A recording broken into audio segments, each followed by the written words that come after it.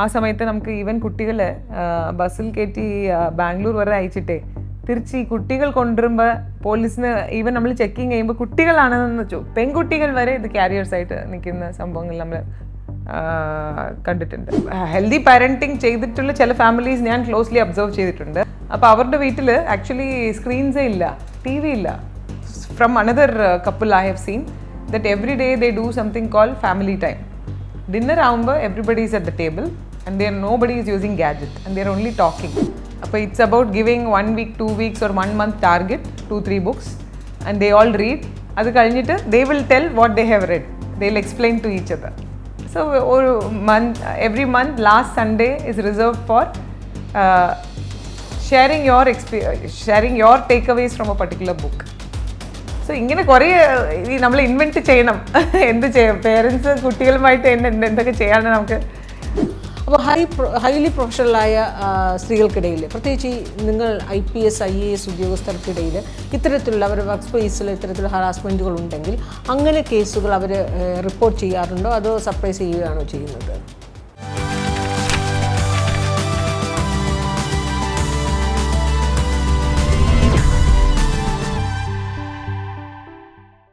നമസ്കാരം, വാക്കുമറുവാക്കിലേക്ക് സ്വാഗതം. കുറ്റകൃത്യവും അക്രമവും അനുദിനം വർദ്ധിച്ചു വരുന്ന സാമൂഹ്യ അന്തരീക്ഷം നമ്മുടെ സമൂഹത്തെ, പ്രത്യേകിച്ച് വരും തലമുറയെ അക്രമവാസനയിൽ നിന്ന് അകറ്റി നിർത്തി ഒരു പുതിയൊരു തലമുറയായി വാർത്തെടുക്കുക എന്നത് ഒരു ഭരണകൂടത്തിൻ്റെ ഏറ്റവും വലിയ ഉത്തരവാദിത്തമാണ്. ക്രമസമാധാനം കൃത്യമായി പരിപാലിക്കുന്ന പോലീസിംഗ് എന്നതിനപ്പുറത്തേക്ക് സാമൂഹ്യ പ്രതിബദ്ധതയുള്ള നിരവധി പരിഷ്കാരങ്ങൾ നടപ്പാക്കി ഫലപ്രാപ്തിയിലെത്തുന്നു എന്നത് എത്ര പേർക്ക് കൃത്യമായി അറിയാം? അങ്ങനെ ഒരു പോലീസ് സംവിധാനം ഈ സമൂഹത്തിൽ ചർച്ച ചെയ്യേണ്ടത് അനിവാര്യമാണ്. ഇന്ന് നമ്മോടൊപ്പം ചേരുന്നു ക്രൈംബ്രാഞ്ച് IG-യും സോഷ്യൽ പോലീസിംഗ് ഡയറക്ടറുമായ ശ്രീമതി ES അജിത ബീഗം.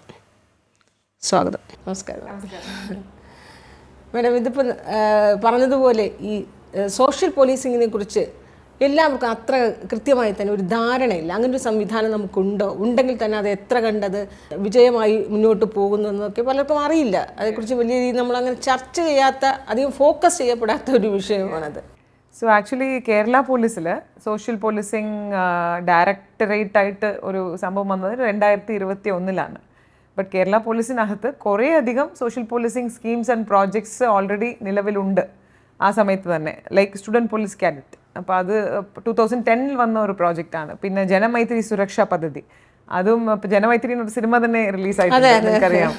സോ ഇതുപോലെ കുറേ സോഷ്യൽ പോലീസിങ് പ്രോജക്ട്സ് ഇൻഡിവിജ്വലായിട്ട് കേരള പോലീസിനകത്ത് നമ്മൾ ചെയ്തിട്ടുണ്ട്, എക്സ്പെരിമെൻറ്റ് ചെയ്തിട്ടുണ്ട്, കുറേ പ്രോജക്ട്സ് വിജയിച്ചിട്ടുണ്ട്. അപ്പോൾ ഇതെല്ലാം സ്ട്രീം ലൈൻ ചെയ്ത് ഒരു വിങ്ങിൽ നമുക്കിത് മൊത്തം ഒരു സൂപ്പർവിഷൻ, ഒരു കൺട്രോൾ, ഒരു പ്ലാനിങ്, അതിനുമായിട്ടുള്ള ബഡ്ജറ്റ് അലോട്ട്മെൻറ്റ്, ഇതെല്ലാം സ്ട്രീം ലൈൻ ചെയ്യാൻ വേണ്ടിയിട്ടാണ് ഈ സോഷ്യൽ പോലീസിംഗ് ഡയറക്ടറേറ്റ് എന്നൊരു സംഭവം വന്നത്. അപ്പോൾ ഇപ്പോൾ നമുക്ക് നിലവിൽ ഈ സോഷ്യൽ പോലീസിംഗ് ഡയറക്ടറേറ്റിനകത്ത് ഒന്നാമത്തത് മെയിൻ പ്രോജക്റ്റായിട്ട് ജനമൈത്രി സുരക്ഷാ പദ്ധതി എന്ന് പറയുമ്പോൾ അത് ബീറ്റ് പോലീസിങ്ങുമായിട്ട് ബന്ധപ്പെട്ട ഒരു പ്രോജക്റ്റാണ്. അപ്പോൾ ജനങ്ങൾ പോലീസിങ്ങിലെ ഒരു ഭാഗമായിട്ട് മാറുന്നു. കമ്മ്യൂണിറ്റി പോലീസിംഗ് എന്ന് പറയുന്ന കോൺസെപ്റ്റേ ആ ഒരു കോൺസെപ്റ്റിൻ്റെ അടിസ്ഥാനത്തിലാണ് വരുന്നത്. ബിക്കോസ് ഇപ്പോൾ ജനസംഖ്യ, നമ്മുടെ പോപ്പുലേഷൻ അനുസരിച്ച് പോലീസ് റിക്രൂട്ട്മെൻ്റ് ഒന്നും കൂടുന്നില്ല.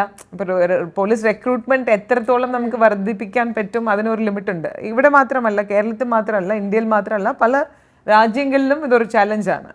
അപ്പോൾ കമ്മ്യൂണിറ്റി എന്ന് പറയുമ്പോൾ കമ്മ്യൂണിറ്റീനെ ഇതിനെ ഒരു ജസ്റ്റ് ഒരു മെമ്പേഴ്സായിട്ട് കാണാതെ ഇതിലൊരു സ്റ്റേക്ക് ഹോൾഡേഴ്സായിട്ട് കാണുന്നത് ആണ് ഈ കമ്മ്യൂണിറ്റി പോലീസിംഗ് പ്രോജക്റ്റ് എന്ന് പറയുന്നത്, കമ്മ്യൂണിറ്റി പോലീസിംഗ് എന്ന് പറയുന്ന ഐഡിയ. അപ്പോൾ ആ ഐഡിയയിൽ നിന്ന് റൂട്ടഡ് ആണ് നമ്മുടെ ജനമൈത്രി സുരക്ഷാ പദ്ധതി. അപ്പോൾ ജനമൈത്രി സുരക്ഷാ പദ്ധതിയിൽ ഇൻഫാക്ട് ഓരോരോ പോലീസ് സ്റ്റേഷൻ ലിമിറ്റിലും ഒരു ജനമൈത്രി സമിതി വേണം.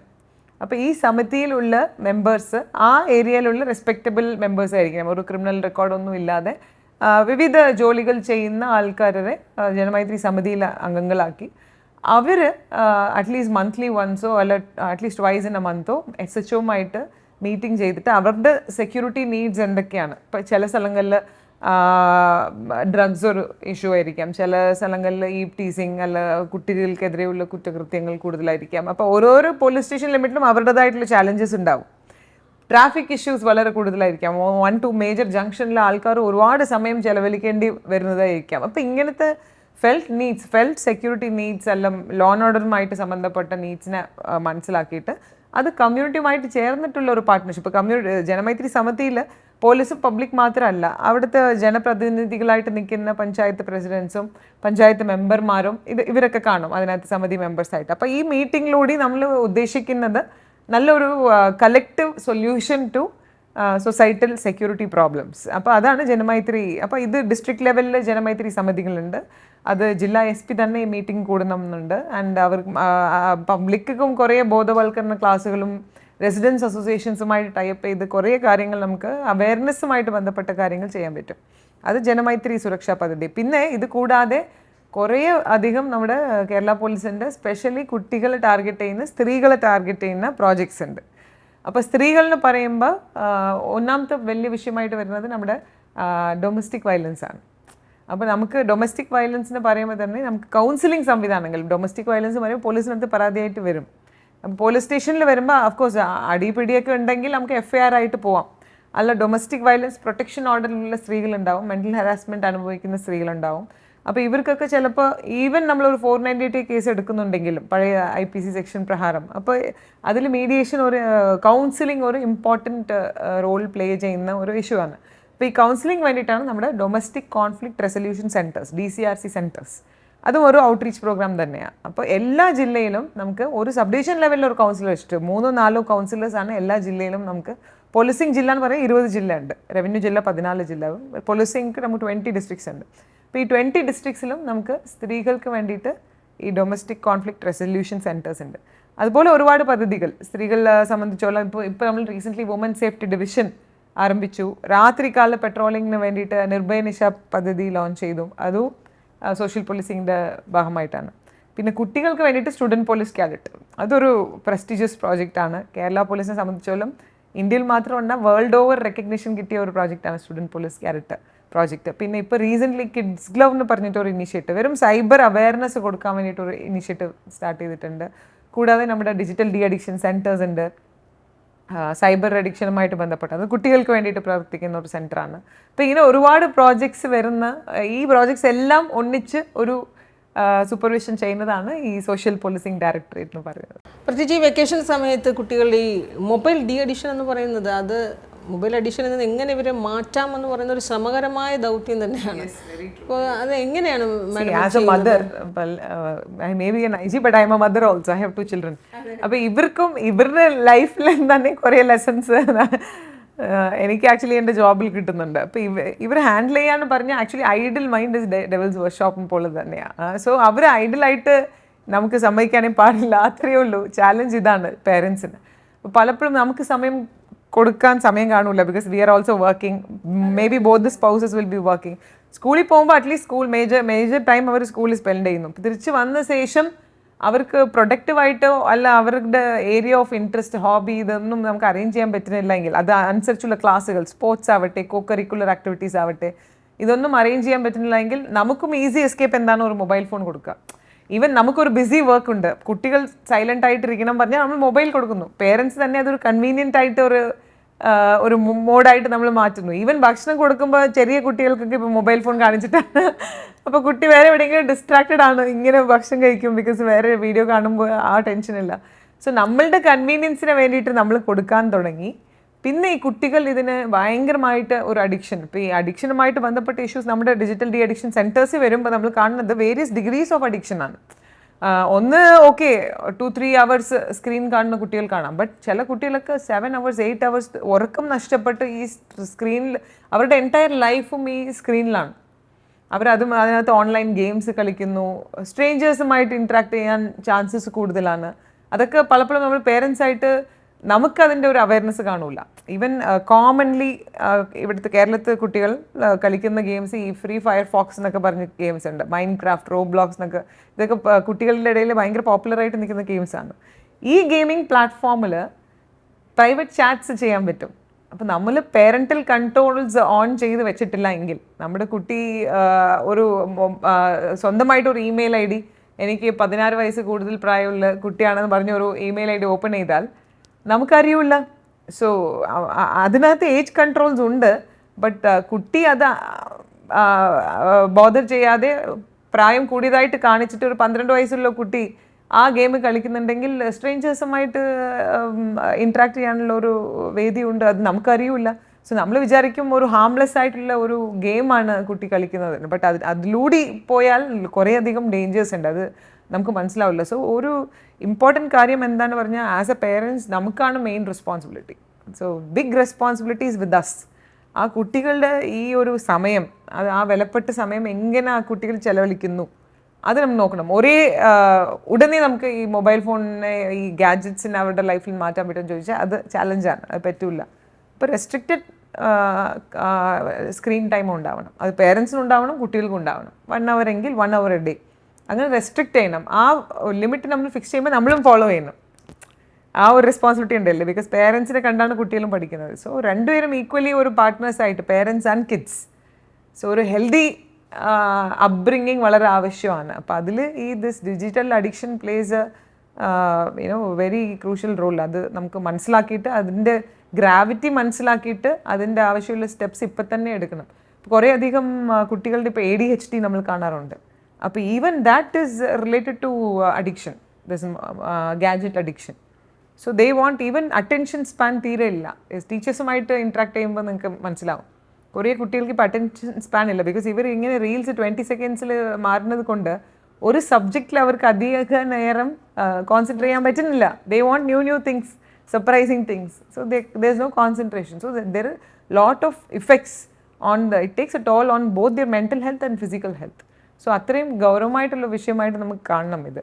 സോ ഈ ഒരു ഇഷ്യൂ അഡ്രസ് ചെയ്യാൻ വേണ്ടിയിട്ടാണ് ഈ കിഡ് ലവ് എന്ന് പറഞ്ഞിട്ടുള്ള ഒരു പുതിയ ഇനിഷ്യേറ്റീവായിട്ട് കേരള പോലീസിൽ വന്നിട്ടുള്ളത്. സൈബർ ഓപ്സിൻ്റെ ടീമാണ് അത് ലീഡ് ചെയ്യുന്നത്. ബട്ട് അവരും നമ്മുടെ ഡിജിറ്റൽ ഡി അഡിക്ഷൻ സെൻറ്റർ എല്ലാ ജില്ലയിലും നമുക്ക് ഡിജിറ്റൽ ഡി അഡിക്ഷൻ സെൻറ്റേഴ്സ് ഉണ്ട്. ഇപ്പോൾ 14 ജില്ലകളിൽ. അവിടെ നമുക്ക് ഒരു കൗൺസിലർ ഉണ്ട്, ഒരു കേസ് വർക്കർ ഉണ്ട്. ഇവരുമായി ടൈപ്പ് ചെയ്ത് ഈവൻ നമ്മുടെ അതർ കൗൺസിലേഴ്സുമായി ടൈപ്പ് ചെയ്ത് കൂടുതൽ അവയർനെസ് ഇതിനെക്കുറിച്ച് ഉണ്ടാക്കുക എല്ലാ സ്കൂൾ ക്യാമ്പസിലും. That is an effort that we are making. And we have even tied up with the school protection group. ഇപ്പോൾ സ്കൂൾ പ്രൊട്ടക്ഷൻ ഗ്രൂപ്പ് പറയുമ്പോൾ ഇത് എല്ലാ സ്കൂൾസിലും, ഈ ബിക്കോസ് മോസ്റ്റ്ലി നമ്മൾ ചെയ്യുന്ന പ്രോജക്ട്സ് ഒക്കെ ഗവൺമെൻറ് സ്കൂൾസ് ആയിരിക്കും കൂടുതൽ target. So even private school, CBSE, IB schools, എല്ലാ സ്കൂൾസിലും നിർബന്ധമായിട്ട് സ്കൂൾ പ്രൊട്ടക്ഷൻ ഗ്രൂപ്പ് ഫോം ചെയ്യണം. അപ്പോൾ ഈ പ്രൊട്ടക്ഷൻ ഗ്രൂപ്പിലൂടെ നമ്മൾ കുറേ അധികം അവയർനെസ് സെഷൻസ് സ്കൂൾസിലേക്ക് ടാർഗറ്റ് ചെയ്ത് പ്ലസ് അവരുടെ പേരൻസിലേക്ക് കൊടുക്കാനുള്ള ഒരു വേദി ക്രിയേറ്റ് ചെയ്ത് വെച്ചിട്ടുണ്ട്. അപ്പോൾ ആ ഒരു ഇംപ്ലിമെൻറ്റേഷൻ തീർച്ചയായിട്ടും ഈ വരുന്ന അക്കാഡമിക് ഇയർ നമ്മൾ നന്നായിട്ട് ഫോക്കസ് ചെയ്ത് ചെയ്യുമായിരിക്കും. അപ്പോൾ ഇപ്പോൾ ഈ D addition, mobile D addition ഒക്കെ നടത്തിയത് കൊണ്ട് എന്തെങ്കിലും അതിൻ്റെ റിസൾട്ട് എങ്ങനെയാണ് മാം?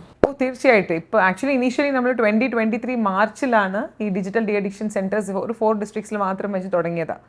അവിടെ തന്നെ നോക്കിയാൽ മോർ ദാൻ 6,000 കേസസ് അവർ ഹാൻഡിൽ ചെയ്തിട്ടുണ്ട്. അതിൽ ഓൾമോസ്റ്റ് ക്ലോസ് ടു 4,000 കേസസ് നല്ല രീതിയിൽ കൗൺസിലിംഗ് കൊടുത്ത് ക്ലോസ് ചെയ്ത കേസുകളാണ്. അതിൽ ഒരു നല്ലൊരു ശതമാനം ചിലർ സെക്കൻഡ് സിറ്റിംഗ് പോലും വരില്ല. അവർ ഡോക്ടർ പോയിട്ട് നമുക്ക് വല്ല ഫീവർ ഉണ്ടെങ്കിൽ ഒരു മെഡിസിൻ പ്രിസ്ക്രൈബ് ചെയ്ത് അതുപോലെ നമുക്ക് റിമൂവ് ചെയ്യാൻ പറ്റില്ല ഡിജിറ്റൽ അഡിക്ഷൻ. സോ ചിലർ അങ്ങനെ പേരൻസ് ഇതിനകത്ത് കോപ്പറേറ്റ് ചെയ്യാത്ത സെക്കൻഡ് സിറ്റിംഗ്, തേർഡ് സിറ്റിംഗ് വരാത്ത പേരൻസ് ഉണ്ട്. ചില കേസുകൾ കൗൺസിലേഴ്സ് ഹാൻഡിൽ ചെയ്യാൻ പറ്റില്ല. പ്രോപ്പർ സൈക്യാട്രിക് ട്രീറ്റ്മെന്റ് തന്നെ ആവശ്യമുള്ള ചില കേസുകളുണ്ട്. മൊബൈൽ കേസിൽ പോലും എക്സാക്ട്ലി. അതായത് when it leads to extreme situations like indulging in violence, self harm. ഇപ്പോൾ അമ്മ പെട്ടെന്ന് ഇൻ്റർനെറ്റ് കട്ട് ചെയ്യുന്നു, കുട്ടി ഉടനെ സെൽഫ് ഹാം ചെയ്യുന്നു, അങ്ങനത്തെ കേസുകളൊക്കെ വരാറുണ്ട്. അപ്പോൾ ആ കേസുകളൊക്കെ ആക്ച്വലി സൈക്യാട്രിക് ട്രീറ്റ്മെൻറ്റ് വരെ അവർക്ക് ആവശ്യമുള്ള കേസുകളാണ്. സോ ആ കേസുകളൊക്കെ ഈ കൗൺസിലേഴ്സ് റെഫർ ചെയ്യാറുണ്ട്. So almost close to 65 to 70% of the cases handled by the counselors, if they are coming and cooperating with us, we are able to get good results. So that is ആ ഒരു need കണ്ടിട്ടാണ് നമ്മളിപ്പോൾ എല്ലാ ജില്ലയിലും ഇത് ഈ കഴിഞ്ഞ വർഷം എല്ലാ ജില്ലയിലും നമുക്ക് ഇത് ഡിജിറ്റൽ ഡി അഡിക്ഷൻ സെൻറ്റേഴ്സ് രൂപീകരിച്ചിട്ടുണ്ട്. ആൻഡ് അതിൻ്റെ കൗൺസിലേഴ്സ് എല്ലാവരെയും അപ്പോയിൻറ്റ് ചെയ്തിട്ടുണ്ട്. ലഹരി വലിയൊരു രീതിയിൽ സ്റ്റുഡൻസിനെയും അല്ലെങ്കിൽ യൂത്തിനെയൊക്കെ വലിയ രീതിയിൽ പിടിമുറുക നമ്മൾ വളരെ കാലമായി ചർച്ച ചെയ്തുകൊണ്ടിരിക്കുന്ന ഒരു വിഷയമാണ്. അവിടെ ഈ സോഷ്യൽ പോലീസിങ് എന്ത് കോൺട്രിബ്യൂഷനാണ് നൽകുന്നത്? തീർച്ചയായിട്ടും. അപ്പോൾ ഞാൻ നിങ്ങൾക്ക് സൂചിപ്പിച്ച ഒരു പ്രോജക്റ്റാണ് സ്കൂൾ പ്രൊട്ടക്ഷൻ ഗ്രൂപ്പ്. അപ്പോൾ സ്കൂൾ പ്രൊട്ടക്ഷൻ ഗ്രൂപ്പിൽ ഫസ്റ്റ് ഒബ്ജക്റ്റീവ് തന്നെ make all educational institutions drugs free, both college campus as well as school campus. So college we have this thing called college protection group and school protection group. ഇപ്പോൾ school protection ഗ്രൂപ്പിൽ ഉള്ളത് ആരാണെന്ന് നോക്കിയാൽ ആ SHO convener ആയിരിക്കും. School principal obviously അവിടെ ഉണ്ടാവും, ജനപ്രതിനിധികൾ എല്ലാവരും ഉണ്ടാവും. ആ സ്കൂളുമായിട്ട് പരിസരത്ത് വർക്ക് ചെയ്യുന്ന ആളുകളുണ്ടാവും. അവിടെ ചെറിയ ബേക്കറി ഷോപ്പോ ചെറിയ കടകളുണ്ടാവാം, ഓട്ടോറിക്ഷ സ്റ്റാൻഡ്സ് ഉണ്ടാവാം, ടാക്സി സ്റ്റാൻഡ്സ് ഉണ്ടാവാം. അപ്പോൾ അങ്ങനെ ഈ സ്കൂൾ പരിസരത്തുമായിട്ട് ബന്ധപ്പെട്ട് നിൽക്കുന്ന എല്ലാ വ്യക്തികളും ഇതിനകത്ത് അവരുടെ അറ്റ്ലീസ്റ്റ് അവർ റെപ്രസെൻ്റ് ചെയ്തുള്ള പ്രതിനിധികൾ ഇതിനകത്ത് മെമ്പേഴ്സ് ആവും, പേരൻസ് മെമ്പേഴ്സ് ആവും, കുട്ടികൾ മെമ്പേഴ്സ് ആയിരിക്കും. ഇവർ എല്ലാ മാസവും ഈ സ്കൂളിൻ്റെ സുരക്ഷയെക്കുറിച്ച് സംസാരിക്കേണ്ടതാണ്. ബിക്കോസ് ഈ കണക്ഷനൊക്കെ എസ്റ്റാബ്ലിഷ് ആവുന്നത് എവിടെയാണെന്ന് പറഞ്ഞാൽ സ്കൂളിൻ്റെ പുറത്താണ്. ഈ കണക്ഷൻ ഈ കുട്ടികൾ കിട്ടുന്നത് സ്കൂളിൻ്റെ പുറത്താണ്. അപ്പോൾ ഈ സ്കൂൾ ക്യാമ്പസിൻ്റെ ചുറ്റിലും ഉള്ള സ്ഥലങ്ങൾ, ഈവൻ ഒരു ഒളിഞ്ഞു കിടക്കുന്ന ഗ്രൗണ്ട് നോക്കിയാൽ അത് ഒരു ഫെർട്ടൈൽ ഗ്രൗണ്ടാണ്. ഇതുപോലെ കുട്ടികളെ ഇൻഫ്ലുവൻസ് ചെയ്യാനും ഇതിലകത്ത് കൊണ്ടുവരാനും ഉള്ള ഒരു വേദിയാണ്. ഈവൻ ട്യൂഷൻ സെൻറ്റേഴ്സ്, അവിടെയും നമുക്ക് ഈ പ്രൊട്ടക്ഷൻ ഗ്രൂപ്പ്സ് ആവശ്യമാണ്.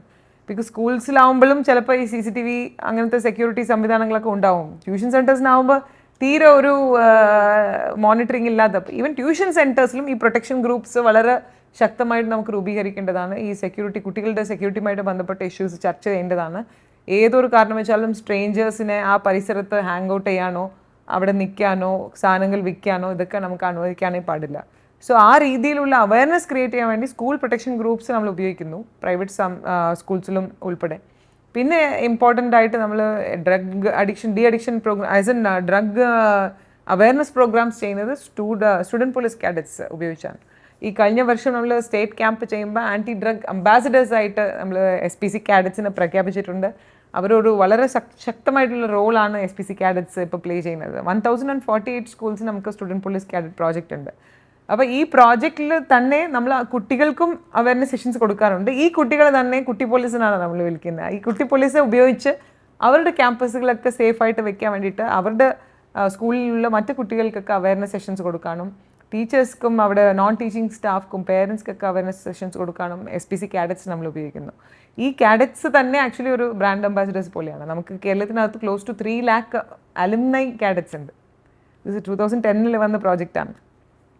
അപ്പോൾ ആ സമയത്ത് ഒരുപാട് സീനിയർ ഓഫീസേഴ്സ് ഈ പ്രോജക്റ്റിൽ വളരെ ശക്തമായിട്ട് കോൺട്രിബ്യൂട്ട് ചെയ്തിട്ടുണ്ട്. അന്നത്തെ ആ കാലത്ത് ഉണ്ടായിരുന്ന എല്ലാ DGPസും വിജയൻ സർ എടുത്തു പറയണം. ഓൾമോസ്റ്റ് 1.5 decades അദ്ദേഹത്തിൻ്റെ ഒരു major portion of his life, his official work he has given to student police cadet project. That's why it has grown up to 1048 schools now. And നമ്മുടെ ഒരു വിഷ് ഇതാണ്, എല്ലാ ഗവൺമെൻറ് സ്കൂൾസിലും എയ്ഡഡ് സ്കൂൾസിലും SPC വരണം എന്നാണ് നമ്മുടെ ഒരു വിഷ്. അഫ്കോഴ്സ് അത് പോലീസിനെ സംബന്ധിച്ചോളം കുറച്ച് ബേർഡൻ ആയിരിക്കും. ബിക്കോസ് പോലീസ് സ്റ്റേഷനിൽ നിന്ന് എല്ലാ വെനസ്ഡേയും സാറ്റർഡേയുമാണ് അതിൽ സെഷൻസ് ഉള്ളത്.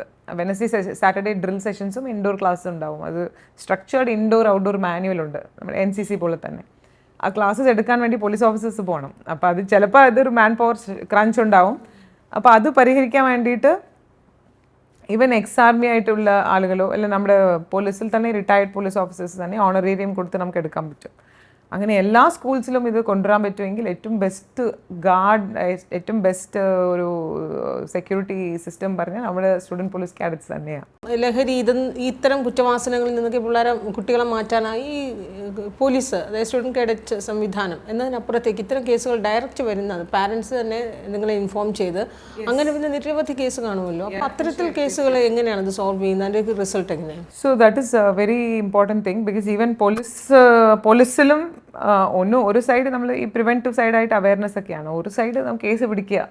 That is also police role, right? Even excise department you've seen last 2-3 years we've seen record high seizures which are happening at police district level, police station level. അപ്പോൾ ഇതിനകത്ത് ഡിസ്ട്രിക്റ്റിൽ work ചെയ്യുന്ന dance of specialised teams ഉണ്ട് ഈ drugs cases പിടിക്കാൻ വേണ്ടി. Sometimes നമ്മൾ ഈ ഡ്രഗ്സ് കേസ് പിടിക്കാൻ പോകുമ്പോൾ we have miners involve there, കുട്ടികൾ ഹു ആർ അണ്ടർ ഏജ്. അപ്പോൾ and plus even young adults, 19 വയസ്സ് പ്രായമുള്ള 20 വയസ്സ് പ്രായമുള്ള കുട്ടികൾ പോലും ഈ ഡ്രഗ് കേസസിൽ നമ്മൾ പിടിക്കാറുണ്ട്. അപ്പോൾ ഇതിനകത്ത് NDPS ആക്ടിൽ തന്നെ ഒരു പ്രൊവിഷൻ ഉണ്ട്. എന്താ പറഞ്ഞാൽ ഈ കുട്ടികൾ or first time offenders involve ആകുമ്പോൾ അവർക്ക് ഒരു ചാൻസ് നമ്മൾ തരണം. ക്രിമിനൽ പ്രോസിക്യൂഷൻ ചെയ്യുന്നത് ഒരു സൈഡാണ്, ബട്ട് ഒരു ചാൻസ് ഫോർ റീഹാബിലിറ്റേഷൻ നമുക്ക് തരണം എന്നുണ്ട്. അത് ലീഗൽ പ്രൊവിഷനാണ്, NDPS ആക്ടിൽ തന്നെ പറയുന്ന ഒരു പ്രൊവിഷനാണ്. അപ്പോൾ ഇവർക്ക് നമുക്കൊരു ചാൻസ് കൊടുത്ത് ഇവർ റീഹാബിലിറ്റേഷൻ കുട്ടികൾക്കാണ്, മൈനറിന് പറയുന്നില്ല, ഈവൻ മേജറായിട്ട് നിൽക്കുന്ന ആൾക്കും സ്മോൾ ക്വാണ്ടിറ്റി കേസിൽ ഇൻവോൾവ് ആണെങ്കിൽ, ചെറിയ സെൽഫ് കൺസംഷന് വേണ്ടിയിട്ട് ഒരു കേസിൽ ഇൻവോൾവ് ആണെങ്കിൽ അവർക്ക് ഒരു ചാൻസ് നമുക്ക് കൊടുക്കാം. First time offender small quantity case self കൺസംഷന് വേണ്ടിയിട്ടാണെങ്കിൽ അവർക്ക് ഒരു ചാൻസ് നമുക്ക് കൊടുക്കാം. അവർ റീഹാബിലിറ്റേഷൻ സെൻറ്ററിൽ പ്രോപ്പർ ട്രീറ്റ്മെൻറ്റ് ചെയ്തിട്ട് വന്നാൽ ആ ക്രിമിനൽ റെക്കോർഡ്സിൽ നിന്ന് കംപ്ലീറ്റ്ലി ഇവരുടെ പേര് നമുക്ക് റിമൂവ് ചെയ്യാൻ പറ്റും. This is basically a rehabilitative ആംഗിളാണ്. ഇത് ഒരു റീഹാബിലിറ്റേഷൻ ചെയ്യാൻ വേണ്ടിയിട്ടുള്ള ഒരു ആംഗിളിലാണ് ഈ ഒരു പ്രൊവിഷൻ ഉള്ളത്.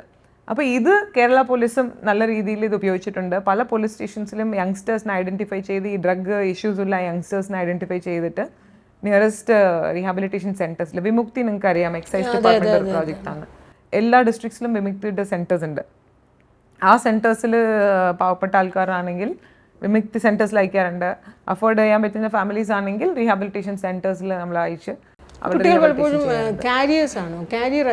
ചില കേസുകളിൽ കുട്ടികളെയും കാരിയേഴ്സ് ആയിട്ട് നമ്മൾ കണ്ടിട്ടുണ്ട്.